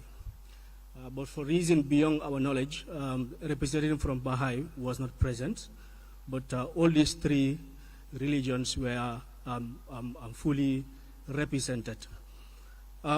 We have religious tolerance for social cohesion, and we understand when you talk about religion, you're talking about something very sensitive. You touch people's emotions, their feelings, their belief, and then having different people, 20 in number, sitting together, talking about their issues that is affecting them in terms of their religion, it is something very important, but something very intense as well. So you could imagine how intense our discussion would be, but this is the Gambia. We also learn to disagree to agree, and alhamdulillah, we have come to an agreement to bring 5 recommendations that was required from us. We started our session with presentation from both councils. Father Gabriel Allen presented on the topic from a Christian perspective, and Dr. Omar Jah also presented the topic from an Islamic perspective. Then we had discussions, debate. We also have questions and answers. And then we bring together all our recommendations. We had about almost more than 10 recommendations, but we are able to bring them all together to amalgamate them and try to see which recommendation and which one are interrelated, bringing them together until we have 5 recommendations that we presented on the 14th. And today, inshallah, this is what I'm going to present as well. Our recommendation number 1 was the government to be impartial in dealing with all religious groups in the country and appoint 2 religious focal persons in the ministry responsible for religious affairs who will be working in collaboration with the proposed interreligious committee. We understand in the Gambia, though we have in majority we have Muslims, but we also know that we have other group of faith in this country, which is Christianity, Baha'i, Ahmadiyya, and maybe others. But we want the government, as it is representing everybody, to be impartial between all these religious groups. And also, though we have a council, 2 councils mainly that are here, we also have a ministry, not a particular ministry for that matter, but a ministry that is responsible for religious affairs. But we want the work of the 2 councils to be easier, and when we have problems in terms of religious issues, we can have response as quick as possible. So that's why the group also recommend that the government to appoint 2 religious focal persons from Christians and from Muslims to be attached to the Ministry of Ministry responsible for religious affairs. That will be who will be working closely with the inter-religious committee that we also propose to establish. But these 2 religious focal persons will be recommended from their councils, so government will appoint them. Number 2, the 2 religious councils to establish an interreligious committee to deal with interreligious matters and interreligious dialogue to be continued and properly structured. We also know that when you come to Islam or issues that has to do with Islam and Muslims, we have a council that is responsible for that, which is Gambia Supreme Islamic Council. And when you come to Christianity, or issues that has to do with Christianity, you have a council that is responsible for that. But, many a times, issues will emerge in the country that has to do with interreligious issues. And sometimes, it might be difficult to deal with it. But that's why we recommend that the 2 councils establish an interreligious committee that will be dealing with issues that has to do with interreligious. Number 3, the president to nominate 2 representatives at the National Assembly from the 5 nominees he nominates upon the recommendation of the 2 religious councils respectively. We also learn that the president have this privilege to appoint 5 members at the National Assembly. So the group also, because all the National Assembly members that are voted for in the office, they are not actually representing a particular religion in that honorable assembly, even though they may be Muslim or Christians, but actually they are not representing a particular religion. And sometimes it's a country. We come up with religious issues will come up, and the debate will be heated. So we feel that it is necessary for president to nominate 2 from Christians and 1 from Christians and 1 from Muslims to represent them at the National Assembly. But these 2 will be recommended by the 2 councils. Number 3, the third recommendation, civic education to include religious tolerance in the school curriculum, proper training and monitoring of teaching religious education done by the proposed interreligious committee, and strengthening religious education across the board. When we talk about religion, you cannot properly practice your religion without actually knowing what the religion says.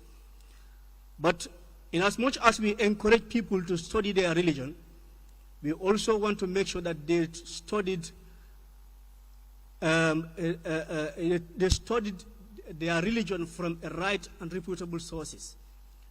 We want education, we don't want indoctrination.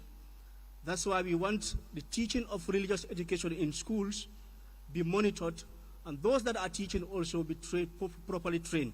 But it will be done by the inter-religious committees that we propose. The fifth recommendation is the government to empower the two religious councils financially and legally to give clearance to visiting preachers, and the registration of churches and mosques be done upon the recommendation of the two religious councils. We know that we have two councils. Alhamdulillah, they are very powerful and very influential and very supportive as well. But we also know that they work closely with the government, but we still want them to be empowered. We still want them to be supported. There are a lot of activities that they want to embark on, but because of finance and because of legally certain restrictions that are there, they may not have certain power to exercise.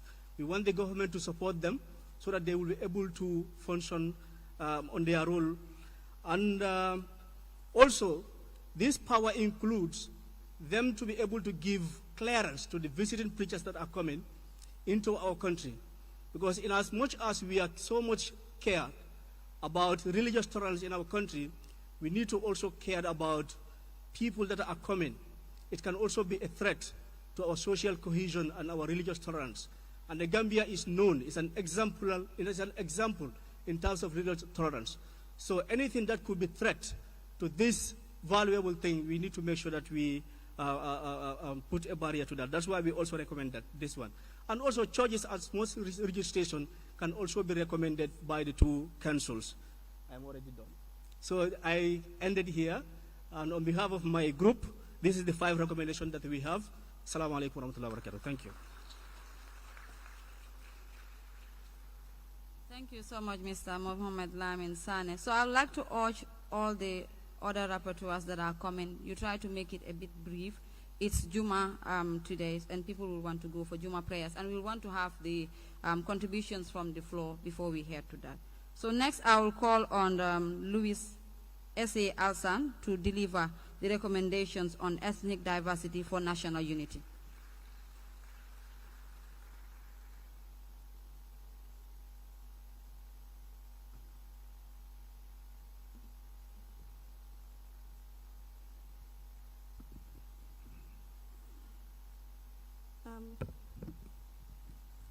Good morning. Oh, it's afternoon already. Good afternoon, everyone.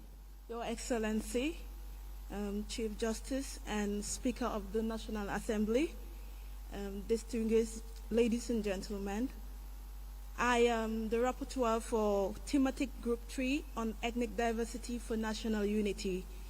So the Gambia is known for its rich diversity with numerous distinct cultural practices, languages, and traditions among the various ethnic groups we have.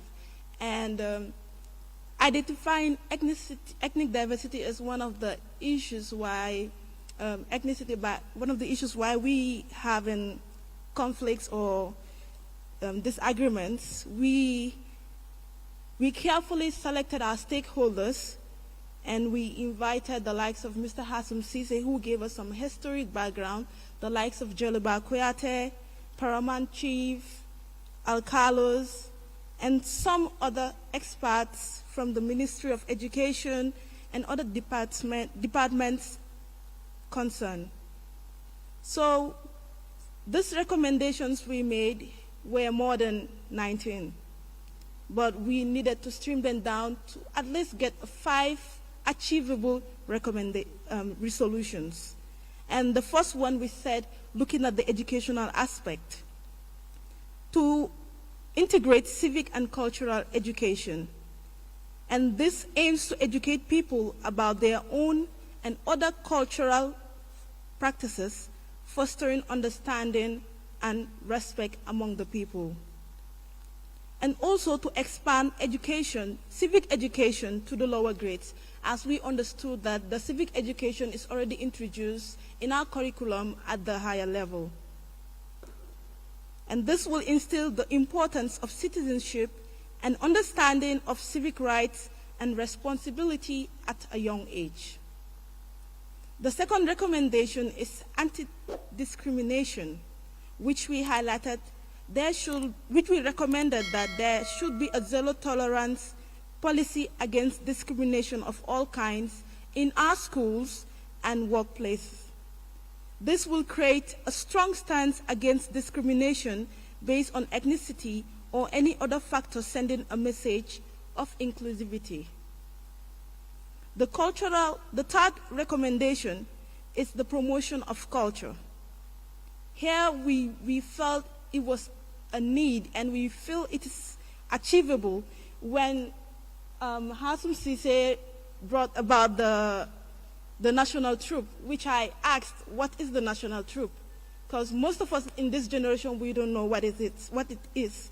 When he explained, the national troop is when you have, in events like the Independence, where you have different cultural music groups participating, entertaining the country. So we believe reviving the national troop will showcase diverse cultural performance, celebrating and sharing different ethnic traditions in our events. Intercultural conferences also we recommend should be introduced. And we also recommend that the schools, to get to our academia, for the school to have a day they will have the intercultural conference and in our regions. This, we believe, starting it from the grassroots, will bring all the students to connect and know that despite the different cultural groups, they need to understand, they need to live as one in the country. The fourth one, we said awareness creation, which is very important as well, because if you lack the education, if you don't know, that's where the problem lies as well. So to educate the public about the value of diversity and the negative consequences of discrimination. And with this, we tend to use every medium available, like the media, our bantabas, our, the canalels. We intend to use all of them to create awareness. And to also promote our cultural norms and values. This will also encourage respect for different traditions and foster social cohesion.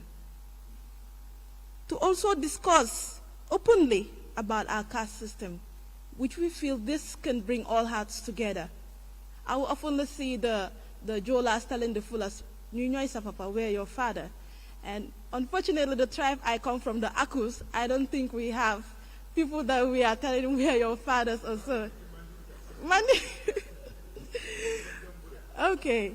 So the fifth recommendation is empowerment.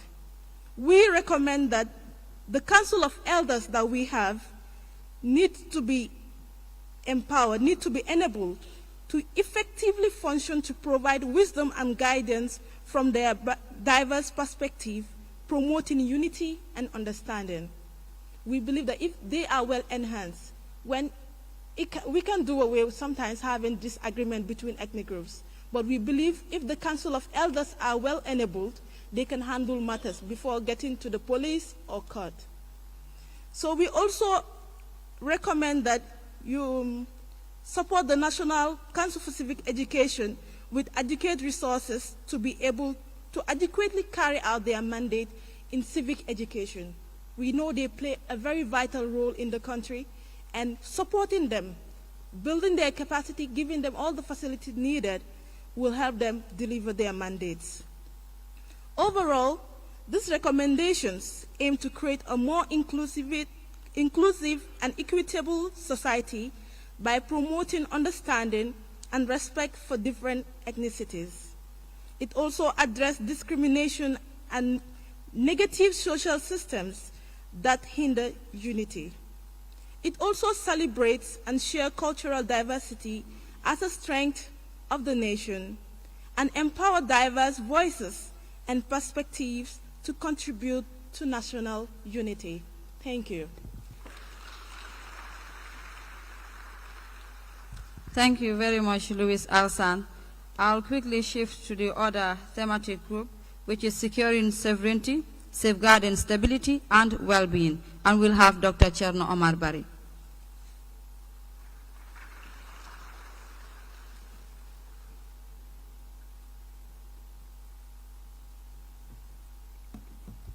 Assalamu alaikum wa rahmatullahi ta'ala wa barakatuhu. Your Excellency the President, the Honorable Speaker, my Lordship the Chief Justice, distinguished Honorable Ministers, distinguished guests here present, I'll go straight to the presentation because of time. We are doing securing sovereignty, safeguarding stability and well-being. This has all the human security put together. It's one of the most complicated, I think, groups. I wish to begin by thanking all the participants in this group, especially the speakers and our rapporteur, Captain Abdullah Conte of the Military Police, for his diligence in putting the presentation together. The session began by deliberating on 3 topics. First, we wanted to define what is the states and also explain what is sovereignty. It was very interesting. I can't elaborate here. And then this talk was presented by Professor Abdullah Sen, who is an emeritus professor of political science of Miami University.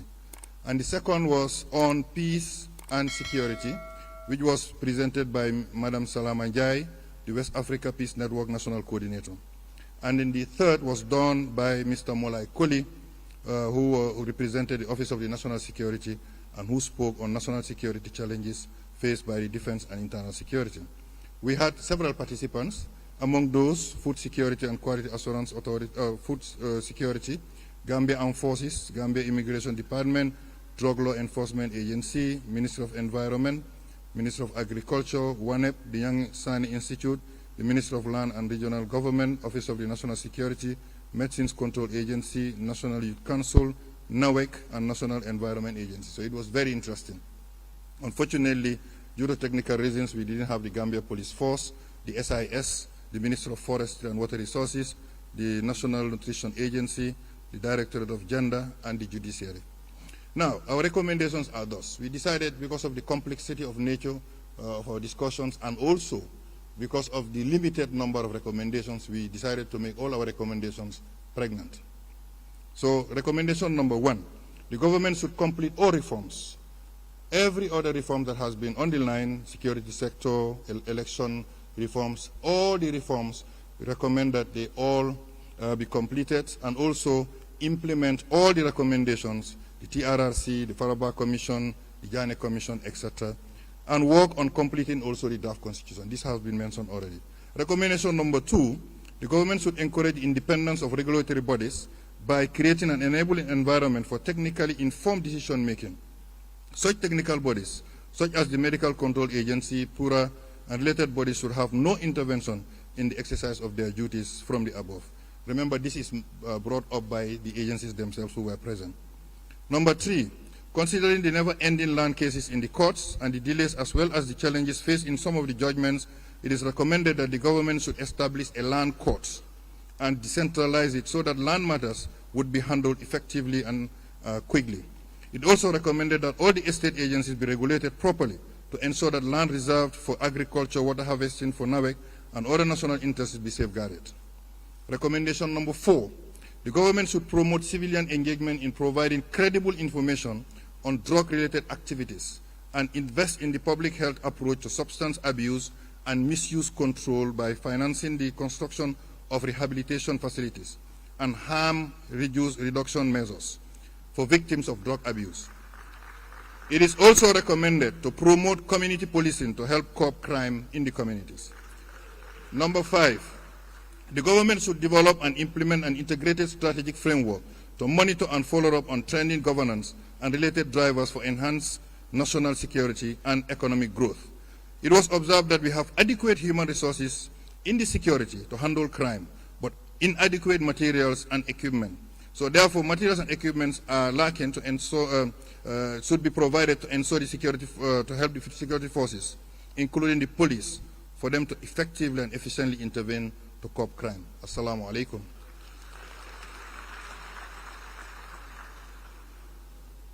Thank you very much, Dr. Cherno Omar Bari. Well, in my interest regarding that, the recommendations that emanated from these thematic groups was not as easy as you think it was. 20 stakeholders from each of these thematic groups, they discussed critically and looked at these issues before they came up with the 5 concrete recommendations.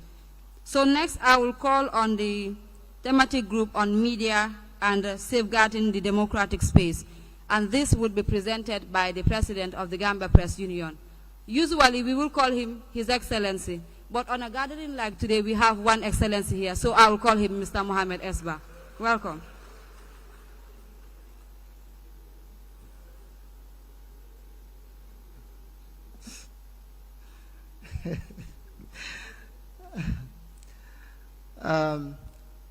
Yes, I am a president too, but with a small letter here, capital P, small p rather. And good afternoon, Your Excellency, Mr. President, Honorable Speaker of the National Assembly, Your Lord Chief Justice, and all distinguished guests here present. My task is to present the outcome of our painstaking discussion. It was interesting, but very painstaking, absolutely. So the discussions, obviously we know without media, there will be no democracy. We are the torchbearers. So the discussions were centered around the role of the media in safeguarding our democracy. We have a role to play. We had very extensive discussions on the role of the media and also what are some of the challenges. And some of the discussions were triggered and then led by very important dignitaries, the likes of Honorable D.A. Jawa, a veteran journalist. We also have Mr. Sang Mendy from the Media Academy for Journalism and Communication. We have Dr. Ade Kunle from the University of the Gambia School of Journalism, the Dean. We also had people from the police, that is the Deputy PRO, spokesperson. We also had Lamin Cham from Standard Newspaper, and very important stakeholders, even the political parties representatives were there. So straight to the recommendations. First, we believe that there are still existing laws, laws that were enacted as far as 1922 during colonial era, which impedes freedom of expression and press freedom. So our first recommendation is government to expedite media law reform and bring a new constitution. Transform GRTS from a state broadcaster to a public broadcaster. Looking at the mandate of the GRTS as stipulated in Section 208 of the 1997 Constitution, that it should bring divergent or encourage divergent and dissenting opinions. So we want it to be transformed because obviously you have to create a very good framework. Repeal draconian laws and ensure the full implementation of the access to information. Number two, that is the recommendation 2.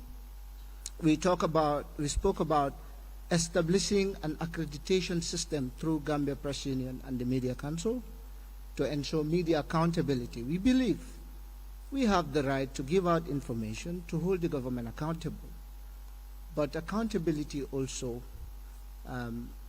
the media should also be held to account as well.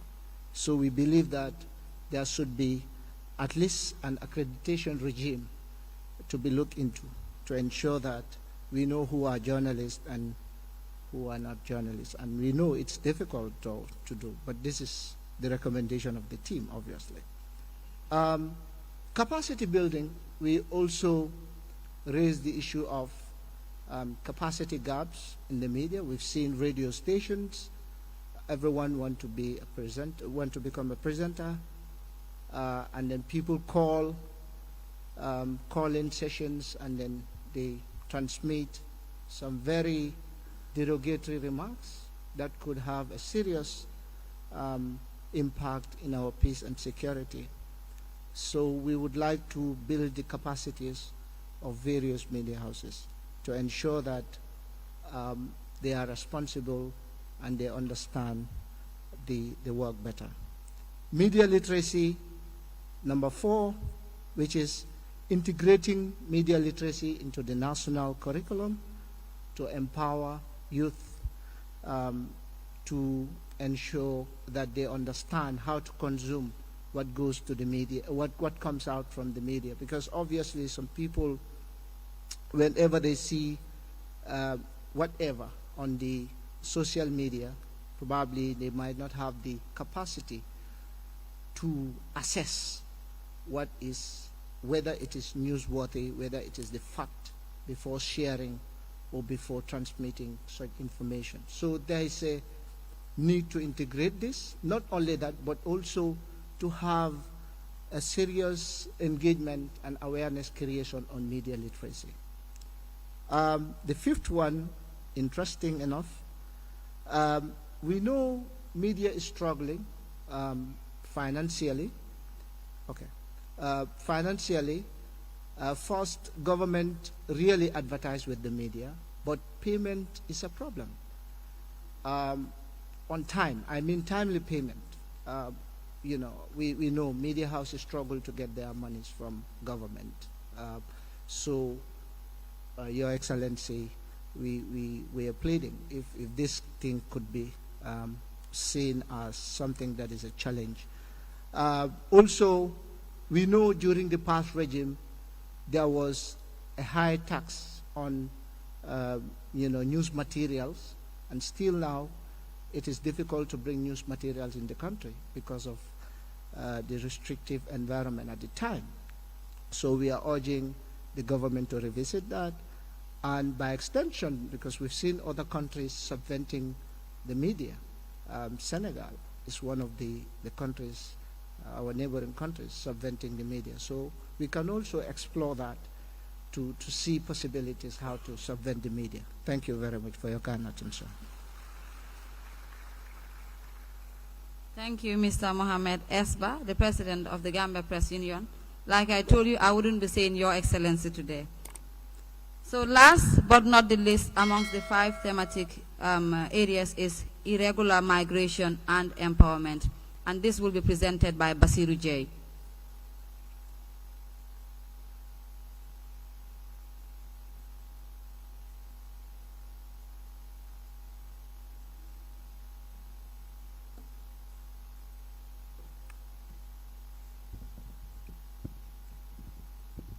Assalamu alaikum.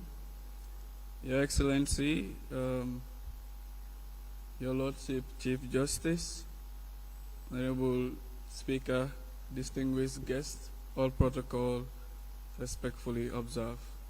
My name is Basiru J, and I'm the rapporteur for thematic 6, which is irregular migration and empowerment. In His Excellency's deliberations, he asked a question, who own our resources? And according to the National Youth Policy 2019-2028, the young people are the most important national resources. And reflecting on the theme, how can we collectively address the menace of irregular migration? So our thematic started with a panel discussion reflecting on the theme, and as well having a brainstorming model on workable strategies. We also have case studies from CEPRAS to give us an overview the models that have impacted other communities. So when we have deliberated among ourselves as a group, we come up with 5 key recommendations on irregular migrations and empowerment. So the first one, which is government to improve on migration governance, by extension community sensitization, advocacy, reorientation, and legislation. So here the recommendation is looking at the fact that should be more of public awareness when it comes to migration, and as well the advocacy aspect, and as well the legislation, because this came as a result of from the Immigration Department which the representative was buttressing on, there is no smuggling law in this country. Even if our neighbors come to the Gambia and then, recruit some young people and try to smuggling them, so there is no law which can prosecute them. So, and in this recommendation, we came up with stakeholders because we are talking about our collective responsibility. So that's why we come up with the Ministry of Foreign Affairs, Ministry of Interior, Ministry of Public Service, Office of the Vice President, Ministry of Youth and Sport, National Youth Council, National Assembly, local government authorities, Ministry of Trade, National Civic Education, Ministry of Gender and CSOs. The second recommendation, which talks about creating balanced partnership with a view of increasing and strengthening bilateral cooperation on labor migration. We have understand that we are talking about irregular, so why not we create more bilateral relationship and to enforce labor migration in exchanging skills with other countries? Why can't we now take the legal pathway? So to change the narratives, and in this aspect, we think that the stakeholders who are very crucial in this recommendation, Ministry of Foreign Affairs, Ministry of Trade, Ministry of Tourism and Culture, Ministry of Youth and Sport, Office of the Vice President, Ministry of Gender. So the third recommendation is talking about changing the negative perception on migration and facilitating the participation and leadership of government in the response measures and solutions focused on addressing the challenges on migration through the existing coordination and collaborative mechanism, including the development of a national program to avoid duplication of effort. Creating the national program on migration will enable everyone to work according to the program, because we have realized that there is a duplication of effort everywhere. So creating this, having a national migration program will help in terms of creating a balanced relationship. So, and the stakeholders, Ministry of Foreign Affairs, Ministry of Interior, Office of the Vice President, Ministry of Public Service, Ministry of Youth and Sport, National Youth Council, National Assembly, local government authorities, Ministry of Trade, Ministry of Gender, NCCE, CSOs, etc. The fourth recommendation, providing the requisite quality and skills development initiatives that are informed by markets to create employment opportunities for young people and returning migrants for their socio-economic integration. We understand that skills are very important when it comes to developing and empowering the young people in this country. And then it is alarming to understand that according to the National Labor Force Survey, which was recently validated, the young people who are not in education and not in employment are up to 45%, and that is alarming. So we need a nation which its young people are empowered with marketable skills, and when that happens, a nation is very futuristic and adamant to progress. So the last recommendation, which is strengthening national capacity, including public and private institutions and NGOs, to deliver effective empowerment programs and support service to individuals and communities. So as long we don't have strong institutions which are capacitated with strong with the right skills, we will not have strong programs, even if we gather here. So the fifth recommendation is to strengthen the capacity of institutions, regardless of whether you are in the public sector, whether you are in the private sector, whether you are in the NGO aspect. So we need a national capacity when it comes to this. Thank you so much.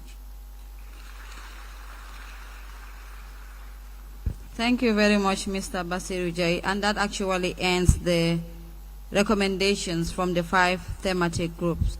What we will move on to is to open the floor, but we will want it to be brief, 1 question per person, and make sure that we are able to compact our questions, comments, and recommendations in order to ensure that we can leave here and go for break for Juma and lunch. So my co-moderator, Mr. Fale, will be going around with the mics. And then you can raise your hand. Yes, we have quite a handful of hands here.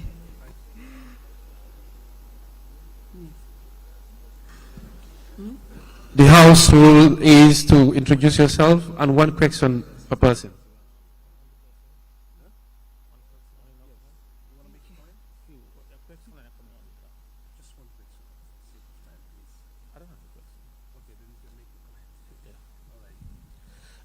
Thank you. I am CD Eskenjai, Deputy Speaker and Deputy Spokesman. Just a moment. You might like to take it a bit slow. The rapporteur Bahanis wants to take in every comment that is everything that has been said here. Mr. Nana Gray Johnson is behind there. He's the rapporteur for this particular event as well. You may like to proceed. Thank you. I told Fali I don't have a question, but a comment on pertinent issues raised by various committees and on their recommendations. But I want to appreciate His Excellency the President for this initiative. He is the victor here. This has never happened in the history of the country, and we commend him. Listening from, hearing His Excellency spoke last week and today on the way forward, and the recommendations, especially on the draft constitution. Number one, the recommendations for them, what they are recommending is to introduce it in its original form, the state in which it was thrown out in Parliament. That shows, following the conclusion of the drafters of the Constitution, the entire country was divided. And for us to achieve the objective of His Excellency the President, for us to journey together as a nation, we must look at the reason why the draft was rejected in Parliament. And we must ask stakeholders for us to give and take, as His Excellency indicated. There are key issues. Various people in terms of religion disagree. Politically we disagreed. In terms of management we disagreed. We disagreed on religion. We disagreed on management, we disagreed on governance, we disagreed on structural of the draft constitution.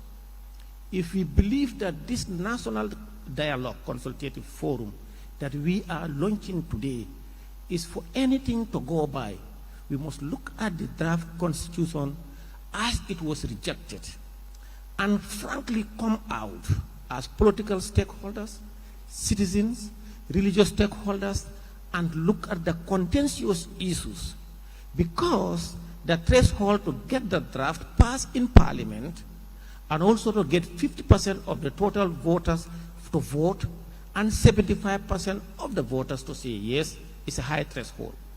It needs a national consensus of all actors and stakeholders. Political parties, all the political parties must agree. And all the religious, various denominations must agree. All the traditional leaders must agree.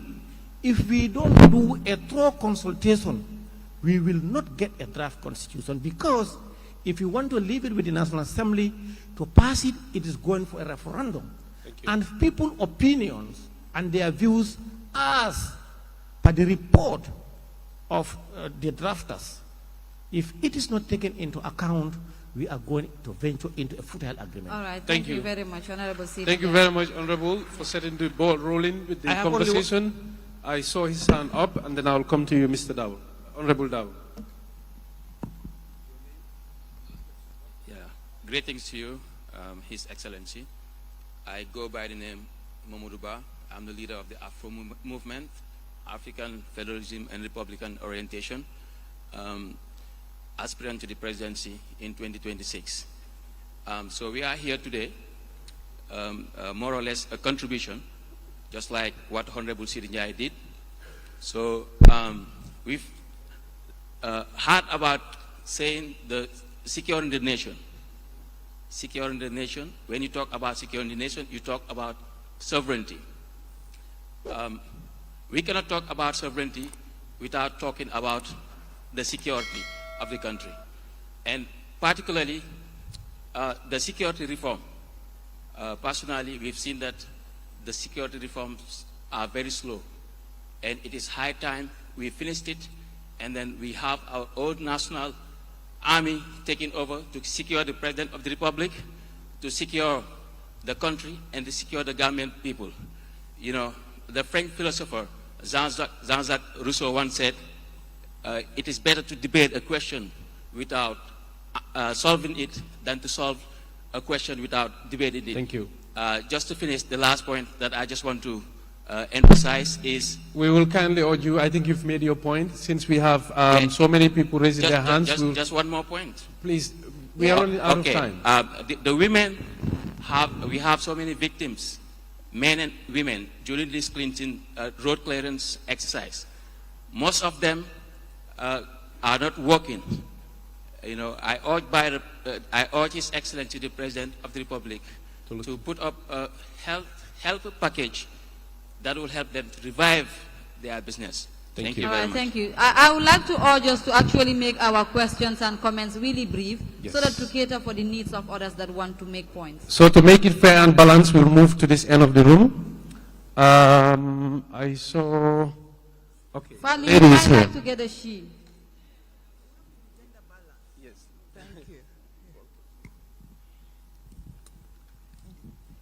Good afternoon. My name is Yadikon Njai Erivo, and I represent Tango. I'm the chairperson for Tango. Bishop Manga talked about being scared as a Jola man. Now imagine how us women feel in the Gambia. We are scared. Sir, we are scared as women in the Gambia. There are women's health, women and girls' health is a big issue right now. I think we need, the civil society people talked about gender parity. So first I'll talk about women and girls' health. We need to focus on that, on women and girls' health in the Gambia. Another one is gender parity. We are 52% in the Gambia. We want more presence in cabinet, in parliament, in all leadership roles.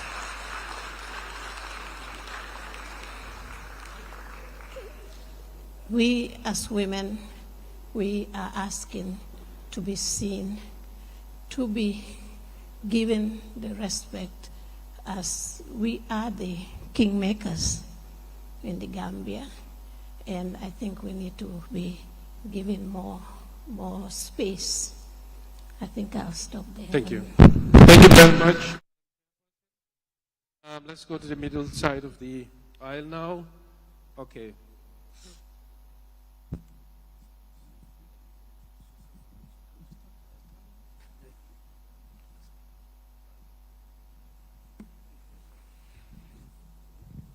You can use the mic, yeah. Good afternoon. I recognize the presence of His Excellency, my Lord, the Landed Chief Justice and the Speaker, and other protocols observed. I am Magistrate Krubali, Chairman of Gambia Federation of the Disabled, a vulnerable group. I had keenly listened to different speakers from different thematic areas.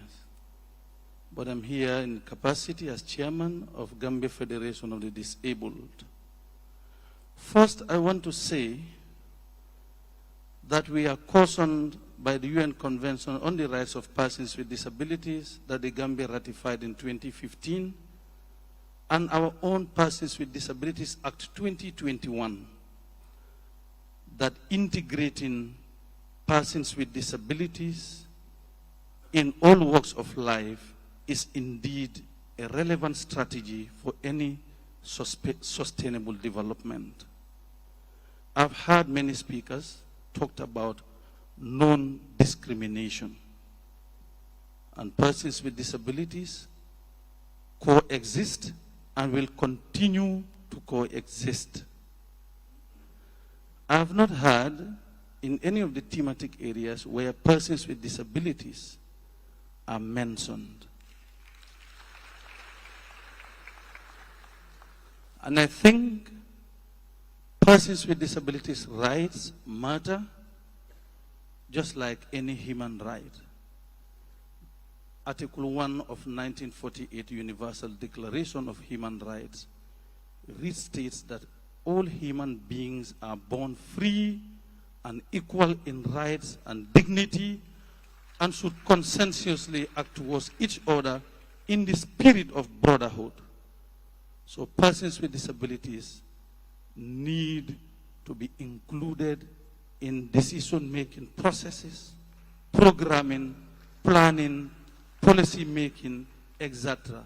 This is why our principle states that respect for inherent dignity, individual freedom, including freedom to make one's choice, independence of persons with disabilities, non-discrimination, accessibility, equality of opportunities, full and effective participation in society, respect for difference and acceptance of persons with disabilities as part of human diversity and humanity. Thank you. Equality between men and women, respect for the rights of children with disabilities. Thank you. So persons with disabilities should actually be included.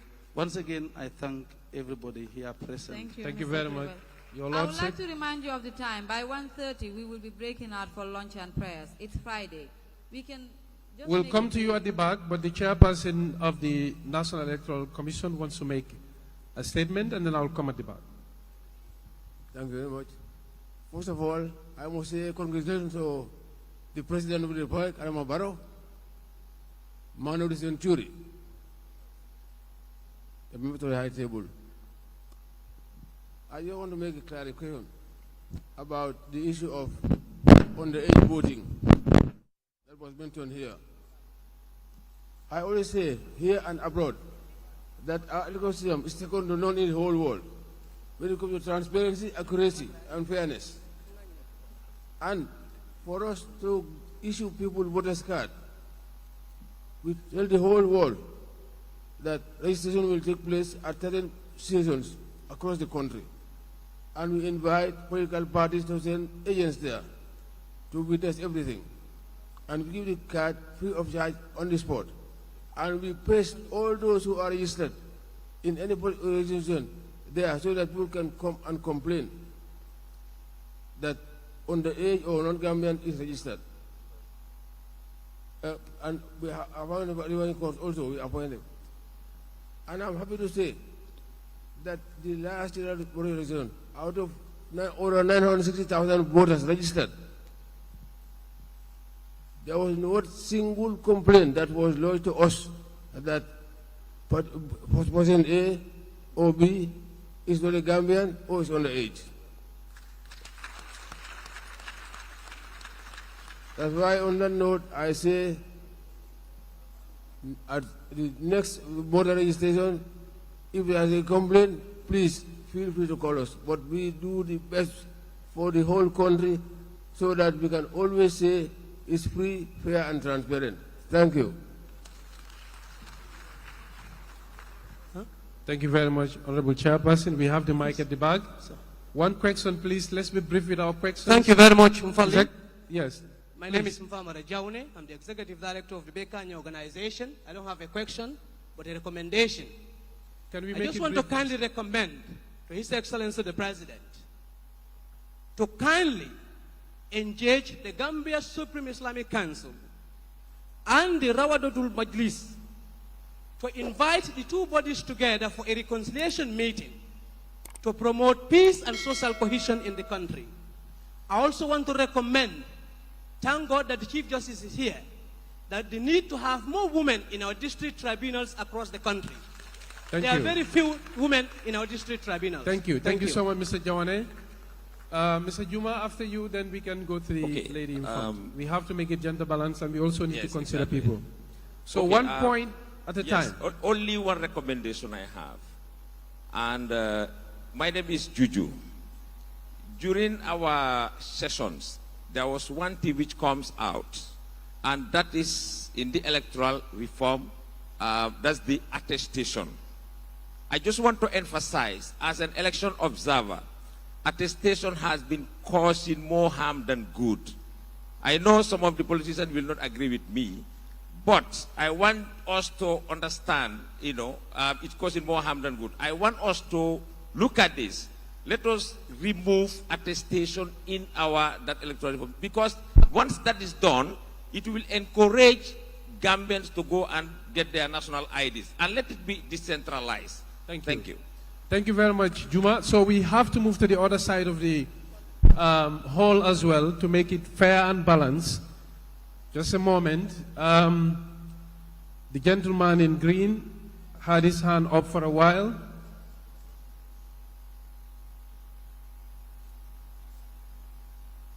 Please make it brief. All right, thank you. Assalamu alaikum wa rahmatullahi ta'ala wa barakatuh.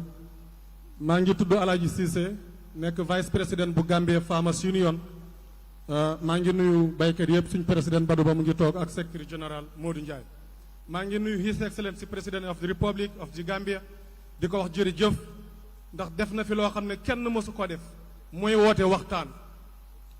ay nit suñu àndee bëgg a jëm ci kanam dañuy waxtaan dialogue bi am na solo trop te gis naa ne kenn ku ne mu ngi wax ci li muy dund kon baykat bi sañ naa wax ci li muy dund.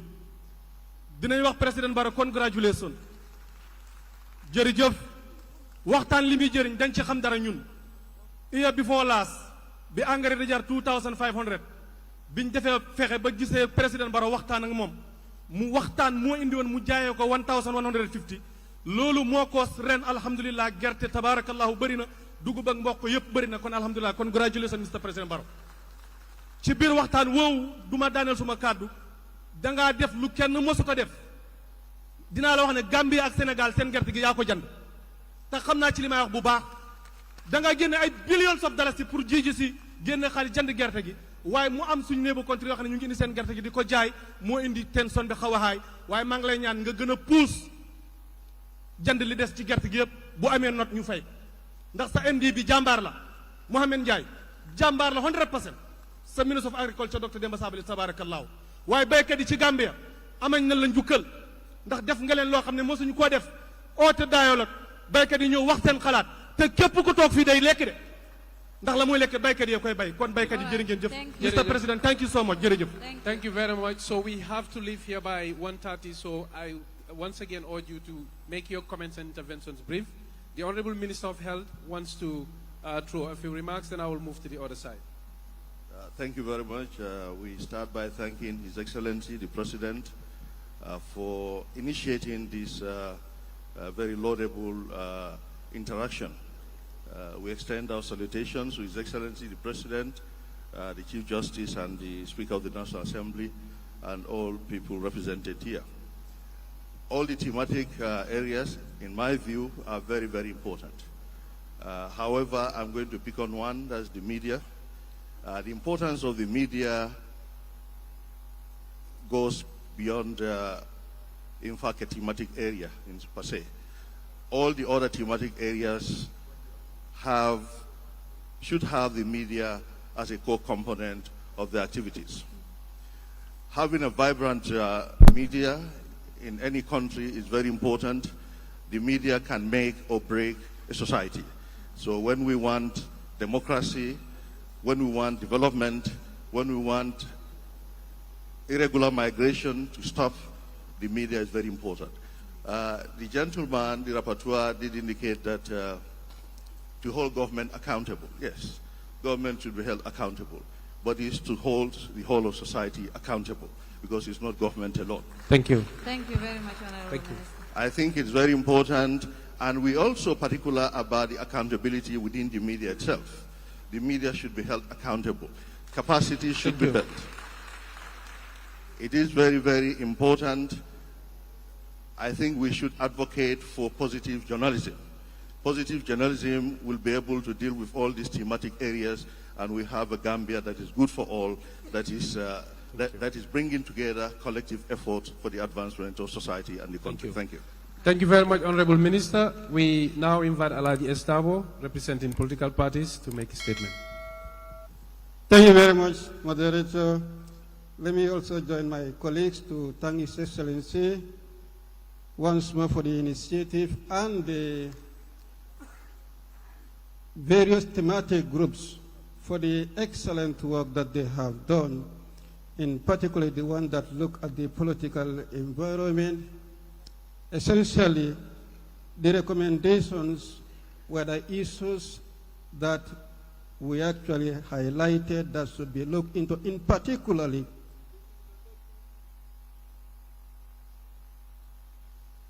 the reintroduction of the draft constitution in its original form, that engagements with the political parties are recommended, and that there should be awareness sensitization. That is very key. I know for certain that political party engagement is ongoing, and just recently National Assembly also concluded a consultation with experts regarding the reintroduction of the bill to the National Assembly. I have been saying, if we want the draft constitution to be passed at the National Assembly, the political parties must reach to consensus. It is not in Parliament that the bill was rejected, but it was well rejected before it was laid in the National Assembly. And if you want to reintroduce it and you want it to be passed, let the political parties among themselves have consensus. Whatever they resolve to, that's the language that will be communicated in the National Assembly. Having made that, the threshold in the National Assembly is not as high as in the referendum. There we need more consultation and awareness for the civil society in general to understand that we need the Constitution. The misconceptions that are around it religious-wise pertaining to the word secular should be well understood, so that when it is passed at the National Assembly, at the referendum, it can be easily passed. Thank you very much, Honorable Dawda. We take one more question, and that should be it. Just like I said, we have enough time for only one question. Yeah, so maybe thank you. Mr. Sabali, before you move, maybe I would just like to inform the rest that you will still have time to throw in your comments. We'll be breaking for Juma and lunch, but when we come back, we have other plenary sessions that we have, and then you can use that opportunity to share in your comments and observations. Thank you. Reiterating thanks and appreciation to His Excellency the President, and reoccurring one word he's been using in his speech, that's activate. Because really there are a lot of good things in this country that are lying dormant that we can actually activate. And thank you for using the word happiness in your speech, Mr. President. We are very happy. Moving on to the speech of the Chief Justice. The Chief Justice reminded us of one thing that's very important. There are lots of common ground that we share, so let us not forget about that when we're talking about the little differences. What binds us together is actually bigger than the little thorny issues that we are dealing with. Thank you, Honorable Chief Justice. My question is, you gave a very brilliant speech, and I know the judiciary is struggling with backlog of cases. What I'm asking is, what role does alternative dispute resolution have in this? What are your plans? Because I and my brother Abu Bakr Jawara, we just resolved our litigation through alternative dispute resolution. And I want to thank the Supreme Islamic Council for the role they played. Thank you, sir. Thank you very much, ladies and gentlemen. Just like my co-moderator said, we'll have more time right after the break to interact more. But before we go, we give the Chief Justice an opportunity to respond. Okay, all right. After the break. So the Honorable Chief Justice is pleading to kind of reserve his response because he has other issues that he wants to respond to. Right after the break, when we reconvene again, he will tackle the question from Mr. Sabali and the rest of the audience here. Right. So, Aissatou, I will hand over to you. All right, thank you very much, Fali. So we will be breaking for lunch and prayers. But right after, we will be having an expert panel. We have Mr. Hasum Sise, Lala Toure, Nena Cham, Mohamed Kurubali, Dr. Jojo Ndur Tambedu, Pastor Forbes, and Serin Falunjai. They are going to be part of the panel. So for those that are fasting, you might like to give your names to one of the NPC members outside for your lunch to be packed for you. Nonetheless, we can break out for lunch, and then the NPC members will give you your token so that you can have your lunch. See you soon. We're expected to be back here at 2:40, please. 2:40. Thank you very much for your kind attention.